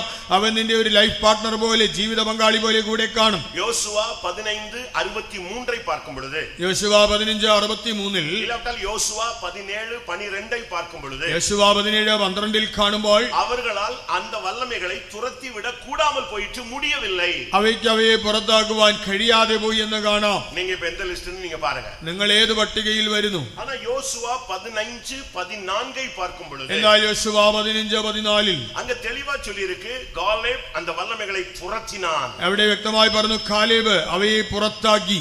இன்றைக்கு இந்த சபையில இந்த 3 கூட்டங்கள் இருக்கு. இவங்க ஒரு சிலர் வந்து வானமண்டலங்களில் உள்ள பொல்லாத ஆவிகளோடு துரைத்தனங்களோடு அதிகாரங்களோடு இப்பிரபஞ்சத்தின் அந்தகார லோகாதிபதிகளோடு இவங்க மோதுறதே இல்ல, அதுக்கு விரோதமா ஜெபிக்கிறதே இல்ல. அப்படியே அமைதியா உட்கார்ந்துட்டு அமைதியா அதுவும் அது ஒரு சைடுல போயிட்டு இருக்கு, இவங்களும் அமைதியா இருக்காங்க. എന്നാൽ സഭയിൽ ഈ 3 വിഭാഗമുണ്ട്. വാഴ്ചകൾ, അധികാരങ്ങൾ, ഈ അന്ധകാര ലോകാധിപതികൾ സ്വർലോകങ്ങളിലെ ദുഷ്ടാത്മ സേനകളോട് പോരാടുന്നില്ല. അവ അവയുടെ വഴിക്ക് പോകുന്നു, ഇവരും അഡ്ജസ്റ്റ് ചെയ്ത് അവരെ വഴിക്ക് പോകുന്നു. இன்னொரு குரூப் இருக்கு, தங்களுடைய ஜீவிதத்துல பல தோல்விகள், பின்மாற்றங்கள், தடுமாற்றங்கள், சில அவிசுவாசமான காரியங்களுக்குள்ள போய் சிக்கி கொண்டதுனால இவங்களால இப்போ அந்த வல்லமையை எதிர்த்து முழங்கால் போட முடியல, கண்ணை மூட முடியல, உபவாசம் போட முடியல, எதிர்த்து நிக்க முடியல, ஒண்ணுமே செய்ய முடியாம அப்படியே விட்டுட்டே இருக்கிறாங்க, தோற்றுக்கொண்டே வருகிறார். എന്നാൽ ചില വിഭാഗമുണ്ട്, അവരുടെ ജീവിതത്തിൽ ചില പ്രശ്നങ്ങൾ തോൽവികളിൽ അകപ്പെട്ടത് കൊണ്ട് ഇന്ന് ആ പൈശാചിക ശക്തിയോട് എതിർക്കുവാനോ മുഴങ്കാലിൽ നിന്ന് പോരാടി പുറത്താക്കുവാനോ കഴിയാതെ അവർ വീണ്ടും ബലഹീനപ്പെടുന്നു. ஆனால் காலேபை போன்றிருக்கிறவர்கள் உத்தமமாய் கர்த்தரை பின்பற்றுகிற ஜனம் வேற ஆவியுள்ள ஒரு குரூப் சபைக்குள்ள இருக்கு. அபிஷேகத்துல ஒரு விலையேற பெற்ற தன்மை உள்ளது. அது மட்டுமே இந்த வல்லமைகளை துரத்தி கொண்டே வருகிறது, ஜெயித்து கொண்டே வருகிறது. அதுதான் மனவாட்டி சபையினுடைய அந்த கூட்டம். കാലേബിനെ പോലെ പരമാർത്ഥ ഹൃദയമുള്ളവരായിട്ട് ഒരു കൂട്ടം ജനമുണ്ട്. അവർ വിശേഷിക്കപ്പെട്ടതായ ഒരു കൂട്ടമാണ്. അവർ അഭിഷേകം പ്രാപിച്ച് അതിനോട് എതിർത്ത് നിൽക്കുന്നു. അതാണ് ഈ കാലേബിനെ പോലെ ഒരു വേറെ ആത്മാവുള്ളവർ. അവർ മണവാട്ടി ഗണത്തിൽ ഉൾപ്പെടുന്നു. கர்த்தருடைய பரிசுத்த நாமத்துக்கு மகிமை உண்டாகட்டும். കർത്താവിന്റെ വിശുദ്ധ നാമത്തിന് മഹത്വം ഉണ്ടാകട്ടെ. இந்த பிசாசை மேற்கொள்றதுக்கு நமக்கு full power கொடுத்திருக்கிறார். அதை நீங்க முதலாவது ரிசீவ் பண்ணுங்க, அதை உணருங்க, കണ്ടുപിടിங்க. ഈ പിശാചിനെ നമുക്ക് തോൽപ്പിക്കുവാനുള്ള പൂർണ്ണ അധികാരമുണ്ട്. അത് മനസ്സിലാക്കുക, കണ്ടുപിടിക്കുക, അത് സ്വീകരിക്കുക. நம்மில் ஒவ்வொருவருக்கும் அந்த அதிகாரம் இருக்கிறது. നമ്മിൽ ഓരോരുത്തർക്കും ഈ അധികാരമുണ്ട്. ஆனா நம்மில் அநேகர் இந்த பிசாசுன உடனே மிரண்டு போயிடுறான். നമ്മിൽ അനേകർ പിശാചെന്ന് കേൾക്കുമ്പോഴേ പേടിക്കുന്നു. കറണ്ട് ഓഫ് ആയിട്ടാലേ സ്തോത്രം സ്തോത്രം കത്തറ പാർട്ടികളാ ഇരിക്കുന്നത്. കറണ്ട് ഒന്ന് പോയാൽ തന്നെ സ്തോത്രം എന്ന് നിലവിളിക്കുന്നവരുണ്ട്. നാം അന്ധകാര വല്ലമേലെ എതിർക്കக்கூடிய ഒരു ശക്തി ഉള്ളവர்கள். നാം അന്ധകാര ശക്തിയിൽ എതിർക്കുവാൻ ശക്തിയുള്ളവരാണല്ലോ. ஒவ்வொரு வல்லமையும் ஒவ்வொரு விதத்துல நீங்க டீல் பண்ணணும். ഓരോ ശക്തിയോടും ഓരോ നിലയിൽ ഇടപെടുക. മാർക്ക് 16:14 പിശാസുകളെ തുരത്ത വേണ്ടിയത് இருக்கிறது. മർക്കോസ് 16:17 പിശാചിനെ പുറത്താക്കണം. സഗരിയ 3:2 பாத்தீங்கன்னா പിശാസ കടിந்து കൊള്ള വേണ്ടിയ இடத்துல കടിந்து കൊള്ളണം. സഖരിയ 3:2 പിശാചിനെ ശാസിക്കേണ്ടിടത്ത് അവനെ ഭത്സിക്കണം. എഫേസ്യർ 6:12 പോരാട വേണ്ടിയ இடத்துல അവന്റെ சரியா നിന്ന് പോരാടണം. എഫേസ്യർ 6:12 പോരാണ്ടടുത്ത് അവനോട് എതിർത്ത് നിന്ന് പോരാടണം. മത്തായി 18:18 പടി நீங்க நின்னு கட்ட வேண்டிய இடத்துல அவனை கட்டி பைண்ட் பண்ணிரணும். മത്തായി 18:18 നിന്ന് അവനെ ബന്ധിക്കേണ്ടിടത്ത് അവനെ ബന്ധിക്കണം. ആദിയാഗമം 3:14 പടി അവനെ ശപിക്ക വേണ്ടിയ இடத்துல ശപിക്കണം. 33:14 പ്രകാരം അവനെ ശപിക്കേണ്ടിടത്ത് അവനെ ശപിക്കണം. പേതുരുക്കുള്ള ഒരു സ്പിരിറ്റ് ഉള്ള വരുகிறது. പത്രോസിന്റെ ഉള്ളിൽ ഒരു ആത്മാവ് വന്നു. അവനുക്കുള്ള ഒരു സ്പിരിറ്റ് വന്നിരുച്ചു. അവന്റെ ഉള്ളിൽ ഒരു ആത്മാവ് പ്രവേശിച്ചു. അത് ഒരു മന്ത്രവാദ ശക്തി അല്ല. അതൊരു മന്ത്രവാദ ശക്തിയല്ല. അത് ഒരു പൊല്ലാத ആവിയുടെ ഒരു വിഗ്രഹത്തിൻ സർപ്പ വല്ലമയും അല്ല. ഒരു ദുരാത്മാവോ വിഗ്രഹ ശക്തിയോ അല്ല. ആனா അഴகா பேசுது. എന്നാൽ നന്നായി പറയുന്നു. നല്ല അഴகா பேசுது. വളരെ ഭംഗിയായി പറയുന്നു. യേശു என்ன சொல்றாரு? യേശു പറയുന്നു, ഞാൻ മനുഷ്യരുടെ കയ്യിൽ ഒപ്പുകൊടുക്കപ്പെടുവേൻ. ഞാൻ മനുഷ്യരുടെ കയ്യിൽ ഏൽപ്പിക്കപ്പെടും. அவங்க என்னை தேசாதிபதிകളുടെ കയ്യിൽ ഒപ്പുകൊടുപ്പാங்க. അവരെന്നെ ദേശാധിപതികളുടെ കയ്യിൽ ഏൽപ്പിക്കും. என்னை സിലുവയിൽ അறைவார்கள். അവരെന്നെ ക്രൂശിക്കും. ഞാൻ മരിப்பேன். ഞാൻ മരിക്കും. ഇവളதான் சொல்லி முடிக்கிறாரு. ഇത്രയും പറഞ്ഞതേ ഉള്ളൂ. டக்குனு பேதுரு பேச ஆரம்பிச்சார். ഉടനെ പത്രോസ് സംസാരിക്കാൻ തുടങ്ങി. இதெல்லாம் நடக்கிறதுக்கு நாங்க அனுமதிக்க முடியாது. ഇങ്ങനെ നടക്കുവാൻ ഞങ്ങൾ അനുവദിക്കില്ല. அதெல்லாம் நடக்காதே. നടക്കുകയില്ല. உடனே அந்த வார்த்தை சொன்ன உடனே ആ വചനം പറഞ്ഞ ഉടൻ பட்டுன்னு இயேசு சொன்னாரு. പെട്ടെന്ന് യേശു പറഞ്ഞു, அப்பாலே போ சாத்தானே. വിട്ടുപോ സാത്താനേ. அப்பதான் புரிஞ்சது இவனுக்குள்ள இருந்து பேசுனது பேதுரு அல்ல, ஒரு ஸ்பிரிட்னு. അപ്പോഴാണ് മനസ്സിലായത് ഇവന്റെ ഉള്ളിലിരുന്ന് സംസാരിച്ചത് ഒരു ദുരാത്മാവാണ്. പത്രോസ് പറഞ്ഞതല്ല. அது என்ன துராத்மா? ആ ദുരാത്മാവേത്? இந்த ஊர்ல சொல்ற எந்த ஆவியாது அந்த பேர் அங்க சொல்லப்பட்டிருக்கா? ഇവിടെ പറഞ്ഞ ഏതെങ്കിലും ദുരാത്മാവിന്റെ പേര് എവിടെയുണ്ടോ? நீ தேவனுக்கு ஏற்றவைகளை சிந்தியாமல் மனிதனுக்கு ஏற்றவைகளை சிந்திக்கிறாய், எனக்கு பின்னாக போ சாத்தானேன்னு சொன்னார். നീ ദൈവത്തിനുള്ളതെല്ലാം മനുഷ്യരുടേതത്ര ചിന്തിക്കുന്നു, എന്നെ വിട്ട് പിന്നാലെ പോ സാത്താനേ. அந்த இடத்துல அந்த ஆவியை அதட்டினதாலதான் அவன் கடைசி வரைக்கும் பிரதான ஊழியனாக நின்று பிடித்தான். അവിടെ ആ ദുരാത്മാവിനെ ശാസിച്ചത് കൊണ്ടാണ് അവനൊരു പ്രധാന ശുശ്രൂഷകനായി നിലനിന്നത്. பிசாசை எதிர்த்து நிக்க வேண்டிய இடத்துல நில்லுங்க, அதட்ட வேண்டிய இடத்துல அதட்டுங்க, துரத்த வேண்டிய இடத்துல துரத்துங்க. இல்லன்னா லைஃப் ஸ்பாயில் ஆயிடும். പിശാചിനോട് എതിർക്കേണ്ടടുത്ത് എതിർക്കുക, ശാസിക്കേണ്ടടുത്ത് ശാസിക്കുക, പുറത്താക്കേണ്ടടുത്ത് അവനെ പുറത്താക്കുക, അല്ലെങ്കിൽ ജീവിതം നശിക്കും. நான் எதை வைத்து இது சொல்லுகிறேன்? ഞാൻ എന്തിന്റെ അടിസ്ഥാനത്തിൽ പറയുന്നു? யூதாஸ் காரியத்தை. യൂദാ ഇസ്കറിയോത്ത அவனுக்கு அழகாக அப்பத்தை விட்டு கொடுக்கிறாரு. അവന് കർത്താവായ യേശു അപ്പത്തിന്റെ കഷണം കൊടുത്തു. அழகா அந்த காடியில தோய்த்து அந்த திராட்சரசத்துல தோய்த்து கொடுக்கிறாரு, வாங்கி சாப்பிடுறான். நீ செய்யறத சீக்கிரமா செய்யுங்கிறாரு. அழகா கம்யூனியன் எடுத்துட்டு போறான். இன்னொரு ஆள் உள்ள வந்தாச்சு. വീഞ്ഞിൽ മുക്കി അവന് അപ്പമൊക്കെ കൊടുത്തു. അവനോട് ചെയ്യേണ്ടതെല്ലാം ചെയ്യാൻ പറഞ്ഞു.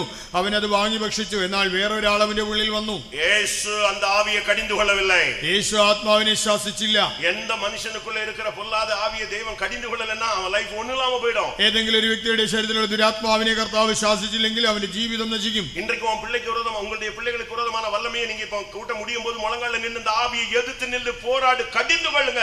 ஓடும் அந்த வல்லமை. നിങ്ങളുടെ മക്കൾക്ക് വിരോധമായി പോരാടുന്ന ദുരാത്മാവിനെ ഇന്ന് യോഗം കഴിയുമ്പോൾ മുഴങ്കാലിൽ നിന്ന് എതിർത്ത് പോരാടി അതിനെ ശാസിക്കുക, അത് വിട്ടുപോകും. யாக்கோபு 4:7 என்ன சொல்லுகிறது? பிசாசை எதிர்த்து நில்லுன்னு தான் சொல்லுது. യാക്കോബ് 4:7 പറഞ്ഞു, പിശാചിനോട് എതിർത്ത് നിൽപ്പിൻ. அதுக்கு கட்டளை கொடுக்கணும். അതിനോട് കൽപ്പിക്കണം. மார்க் 9:25 என்ன சொல்லுகிறது? മർക്കോസ് 9:25 மார்க் 9:25 சொல்லி இருக்கிறது, ஊமையும் செவிடுமான ஆவியே இவனை விட்டு புறப்பட்டு போன்னு சொல்லிட்டு அடுத்து சொன்னாரு, இனிமேல் லைஃப்ல இவனுக்குள்ள வரக்கூடாது. ഊമനും ചെകിടനുമായ ആത്മാവിനെ കർത്താവായി ശാസിക്കുമ്പോൾ ഇവനെ വിട്ടുപോയെന്ന് പറഞ്ഞിട്ട് ഉടനെ പറയുകയാണ്, ഇനിമേലാൽ ഇവന്റെ ഉള്ളിൽ വരരുത്.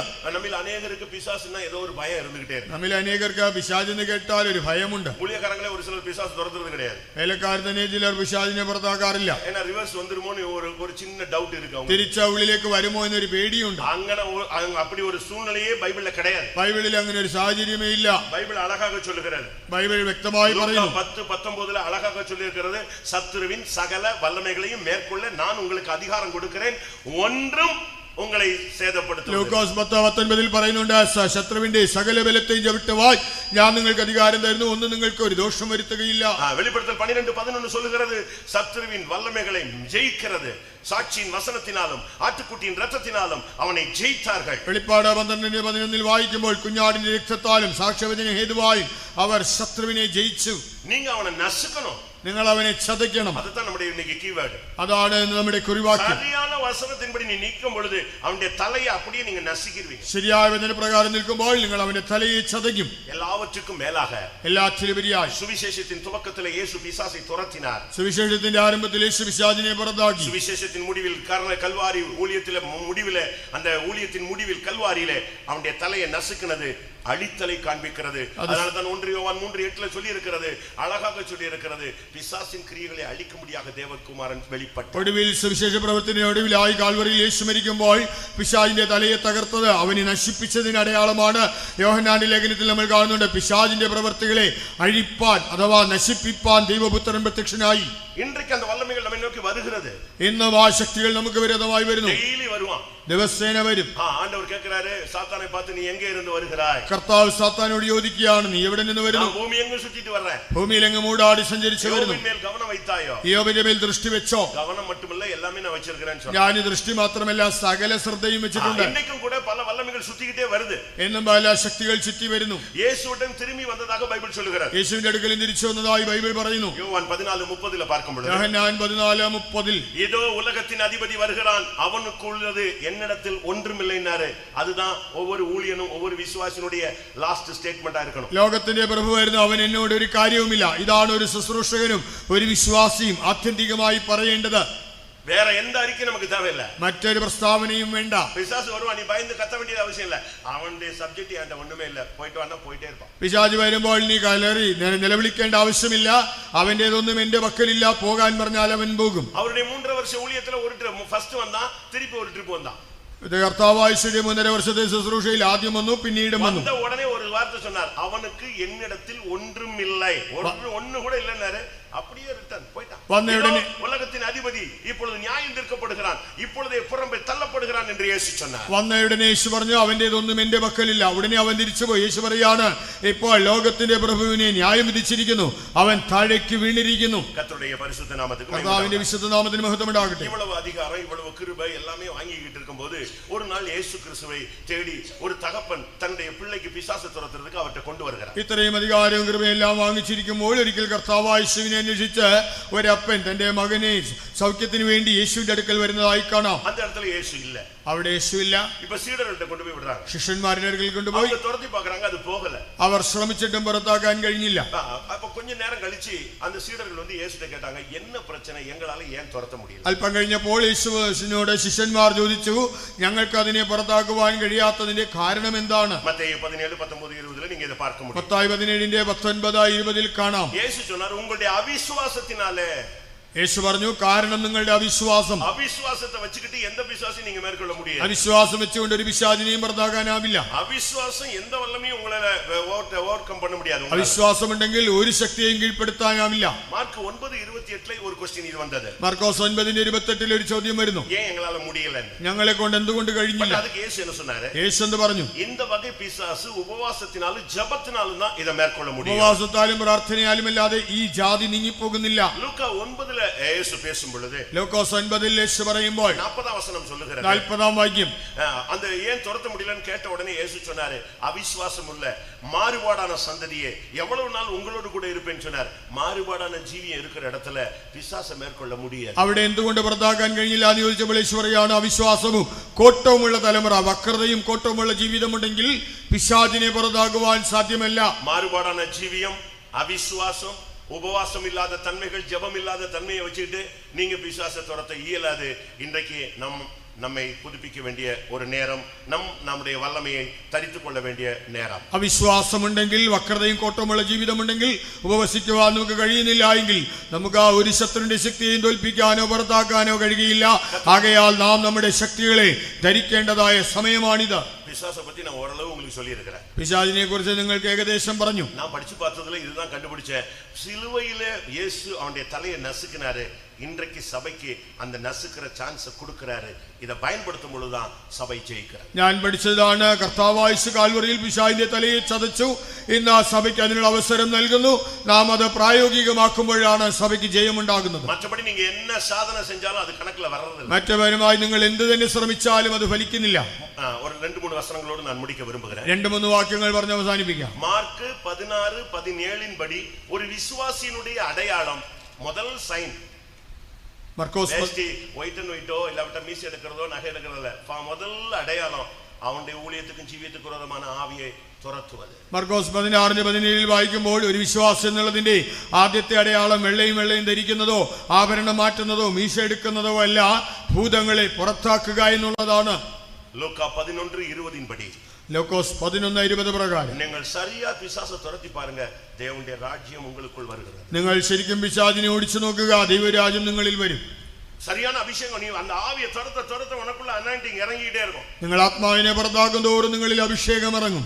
ലൂക്കാ 10:20 படி பார்க்கும்போது ലൂക്കോസ് 10:20 പ്രകാരം നിങ്ങൾ பிசாசை துரத்துங்க, அதுக்காக சந்தோஷப்படாதீங்க, உங்களுடைய பெயர் பரலோகத்தில் எழுதப்படுகிறது. നിങ്ങൾ പിശാചിനെ പുറത്താക്കുമ്പോഴും അതിനെ ചൊല്ലി സന്തോഷിക്കേണ്ട, സ്വർഗ്ഗത്തിൽ നിങ്ങളുടെ പേര് എഴുതുന്നതിൽ സന്തോഷിക്കുക.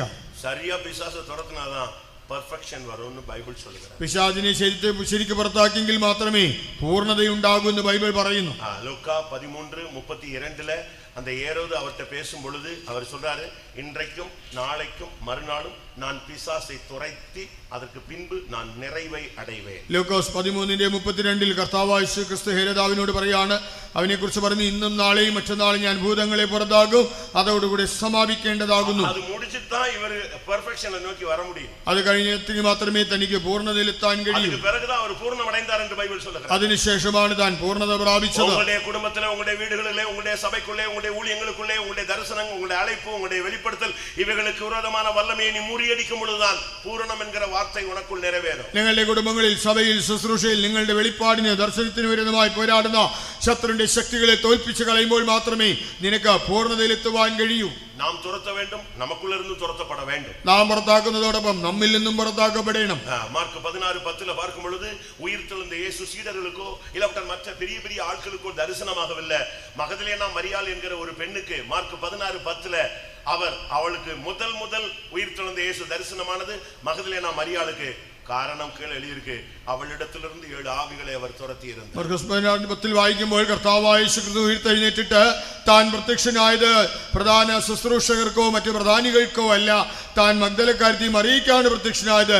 അതിന്റെ കാരണം അവിടെ പറഞ്ഞിട്ടുണ്ട്, അവളിൽ നിന്ന് 7 ഭൂതങ്ങൾ പുറത്താക്കപ്പെട്ടിരുന്നു. ഉங்களுக்குள்ளே எத்தனை பேர் இந்த வசனத்தின் அடிப்படையில நம்மை சரிப்படுத்தி ஜெயிக்க விரும்புகிறீர்கள்? എത്ര പേർ ഈ വചനപ്രകാരം ജീവിതത്തെ ക്രമപ്പെടുത്തി ജയമെടുക്കുവാൻ ആഗ്രഹിക്കുന്നു? 40 വയസ്സാனதான் பிசாசு துரத்தணும்ல, அபிஷேகம் பெற்ற விசுவாசித்த வசனத்தை கையில் எடுத்தா நீங்கள் பிசாசை ஜெயிக்கலாம். 40 കൊല്ലം കഴിഞ്ഞിട്ട് പിശാചിനെ പുറത്താക്കാൻ കഴിയുന്നൊന്നുമില്ല.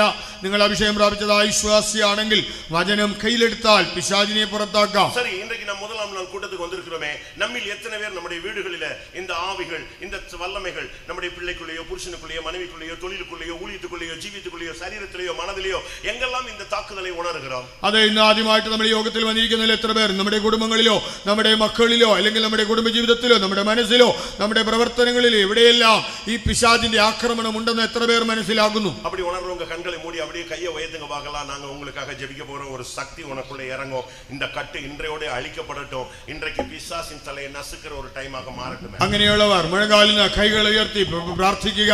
ഞങ്ങൾ നിങ്ങൾക്കായി പ്രാർത്ഥിക്കും. ഇന്ന് ദൈവം നിങ്ങളെ വിടുവിക്കും. ദൈവത്തിന്റെ ശക്തി നിങ്ങളിൽ വരും. പിശാചിന്റെ ശക്തി പുറത്താക്കപ്പെട്ട് അവന്റെ തലയെ ചതയ്ക്കുന്ന ഒരു സമയമായി ഇത് മാറും. எந்த இடத்துல அந்த வல்லமையை நீங்க ஃபீல் பண்றீங்களோ அதை நினைச்சு கையை உயர்த்துங்க. தேவனுடைய அபிஷேகத்துக்கு கொஞ்ச நேரம் இடம் கொடுங்க. ഏത് മേഖലയിലാണ് ഈ ശക്തി പ്രവർത്തിക്കുന്നത് മനസ്സിലാക്കി നിങ്ങൾ കൈ ഉയർത്തുക.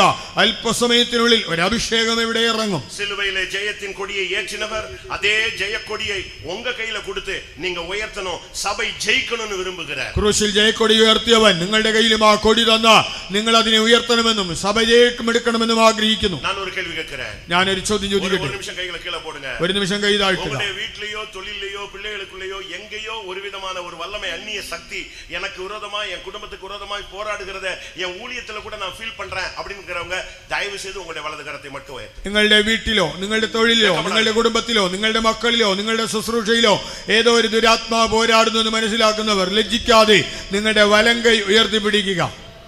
என்றைக்கு இந்த வல்லமையை மேற்கொள்ள போகிறீர்கள்? നിങ്ങൾ എന്നിതിനെ ജയിക്കും. இன்னும் எத்தனை கன்வென்ஷனுக்கு பிறகு இந்த வல்லமையை நீங்க மேற்கொள்ள போறீங்க? ഇനി എത്ര കൺവെൻഷൻ കഴിഞ്ഞിട്ടാണ് ജയിക്കാൻ പോകുന്നത്? இன்னைக்கு உனக்கு கொடுத்திருக்கிற பிராமிஸ், ഇന്ന് നിനക്ക് നൽകുന്ന വാഗ്ദത്തം. കൺവെൻഷൻ 2021 ഫസ്റ്റ് നാൾ ദേവൻ ഉനക്ക് കൊടുക്കുന്ന വാർത്ത, സാത്താനെ മകനെ മകളെ ഉൻ കാലിൻ കീഴെ ഞാൻ നശിക്കി പോടുവേൻ. 2021 കൊട്ടാരക്കര കൺവെൻഷന്റെ ആദ്യത്തെ ദിവസത്തിൽ ദൈവം നിനക്ക് നൽകുന്ന വാഗ്ദത്തമാണ്, മകനെ മകളെ ഇന്ന് സാത്താനെ നിന്റെ കാൽ കീഴെ ചതച്ചു കളയും. എത്ര പേർ இந்த വചനങ്ങളെല്ലാം ഇറുക പിടിக்க പോறீங்க? എത്ര പേർ ഈ വചനങ്ങളെ മുറുകെ പിടിക്കും? ഉங்களுக்குள்ள അഭിഷേകം இருந்தா கொஞ்சம் அதை வெளியே கொண்டு வாங்க. നിങ്ങളിൽ അഭിഷേകമുണ്ടെങ്കിൽ അതിനെ പുറത്തേക്ക് കൊണ്ടുവരിക. മേற்കൊള്ളുகிற വചനം தெரிஞ்சா அதை வாயை திறந்து உச்சரியுங்க. പിശാചിനെ തോൽപ്പിക്കാനുള്ള വചനം ലഭിച്ചാൽ വായ് കൊണ്ട് ഏറ്റുപറയുക. യേശുവിൻ നാമത്തെ യൂസ് பண்ணுங்க. യേശുവിന്റെ നാമം ഉപയോഗിക്കുക. செய்வனை வல்லமைகள் ஓடட்டும். ആഭിചാര ശക്തികൾ ഓടട്ടെ. இந்த தேசத்திலே போராடுகிற வல்லமைகள் நசரேயனாகிய இயேசுவின் நாமத்திலே சாத்தான் மின்னலை போல விழுவானாக. ദേശത്തിൽ പോരാടുന്ന ദുഷ്ടശക്തികൾ നസറായനായ യേശുവിന്റെ നാമത്തിൽ സാത്താൻ മിന്നൽ പോലെ താഴെ വീഴട്ടെ. ഒരു അഭിഷേകത്തോടെ നീ വീട്ടിലേക്ക് പോ.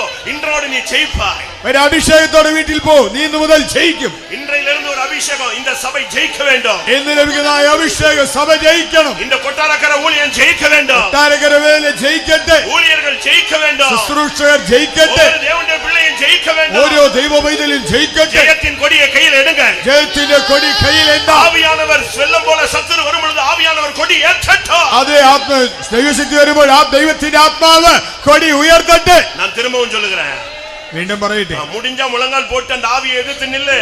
കഴിയുമെങ്കിൽ മുഴങ്കാലിൽ നിന്ന് ആ ദുരാത്മാവിനോട് എതിർക്കുക. சரியான ஒரு அக்னி அபிஷேகம் உனக்குள்ள வரட்டும். ശരിയായ അഗ്നി അഭിഷേകം നിന്നിൽ വരട്ടെ. ഇനി മൗനമായി இருக்க കൂടാതെ. ഇനി മൗനമായിരിക്കരുത്. ഇനി அமைதியா இருக்க கூடாது. ഇനി മിണ്ടാതിരിക്കരുത്. അഗ്നി ഉള്ള വരട്டும். നിന്റെ ഉള്ളിൽ തീ വരട്ടെ. വചനത്തെ കയ്യിൽ എടുங்க. നിങ്ങൾ വചനം കയ്യിലെടുക്കുക. അഭിഷേകത്തെ കയ്യിൽ എടുங்க. അഭിഷേകം കയ്യിലെടുക്കുക. യേശുവിൻ നാമത്തെ കയ്യിൽ എടുங்க. യേശുവിന്റെ നാമം കയ്യിലെടുക്കുക. ജയത്തിൻ കൊടിയെ കയ്യിൽ എടുപ്പോ. ജയത്തിന്റെ കൊടി കയ്യിലെടുക്കുക. ഇன்றைக்கு ஜெயம் எப்பொழுதும் ஜெயம். ഇന്ന് ജയം എന്നും ജയം. எல்லா இடங்களிலும் நம்மை வெற்றி சிறக்க பண்ணுகிறவர் இந்த முதலாம் நாள் கூட்டத்திலே ஜெயக்கொடியோடு வந்திருக்கிறார். എല്ലായിടത്തും ജയോത്സവമായി നടത്തുന്നവൻ ഈ ഒന്നാം യോഗത്തിൽ ജയാളികളാ ജയക്കൊടിയോട് വന്നിരിക്കുന്നു. ഒരു നിമിഷം വായ തുറന്ന് അന്യഭാഷ പേசுங்க. ഒരു നിമിഷം വായ തുറന്ന് അന്യഭാഷ പറയുക. இன்னும் சத்தமாக அந்நியபாஷ பேசுங்க. ഉച്ചത്തിൽ അന്യഭാഷ പറയുക. அவன் வார்த்தை அபிஷேகத்தை கேட்டு கேட்டு பிசாசு வான மண்டலங்களில் உள்ள பொல்லாத ஆவிகள் ஓடணும். നിന്റെ അഭിഷേകത്തിന്റെ ശബ്ദം കേട്ട് ആ സ്വർലോകങ്ങളിലെ ദുഷ്ടാത്മ സേനകൾ ഓടട്ടെ. வியாதியை எதிர்த்து நில்லு. യോഗത്തോട് എതിർക്കാം. பிசாசை எதிர்த்து நில்லு. പിശാചിനോട് എതിർക്കാം. இயேசுவின் நாமத்தில் ஜெயம். യേശുവിന്റെ നാമത്തിൽ ജയം. எந்த வல்லமைக்கு உன்னை மேற்கொள்ள அதிகாரம் கிடையாது. ശക്തിക്ക് നിന്നെ തോൽപ്പിക്കുവാൻ അധികാരമില്ല. അന്ധകാര വല്ലമകളെ മേற்கொள்ள ഞാൻ ഉനക്ക് അധികാരം കൊടുത്തിരിக்கிறேன். അന്ധകാരശക്തികളെ ജയിക്കുവാൻ നിനക്ക് അധികാരം തന്നിട്ടുണ്ട്. സഭയെ അഭിഷേകത്താൽ നിറമ്പ്. സഭയെ അഭിഷേകത്തിൽ നിറയുക. ஊழியர்களே അഭിഷേകത്തിൽ നിറമ്പുക. ശുശ്രൂഷകരെ അഭിഷേകത്തിൽ നിറയുക. இந்த தேசத்தின் அதிபதி விழுந்து போனான். ദേശത്തിന്റെ അധിപതി വീണുപോയി. இந்த தேசத்தின் வல்லமை விழுந்து போனது. ദേശത്തിന്റെ ശക്തി വീണുപോയി. ഹല്ലേലൂയ. Right him.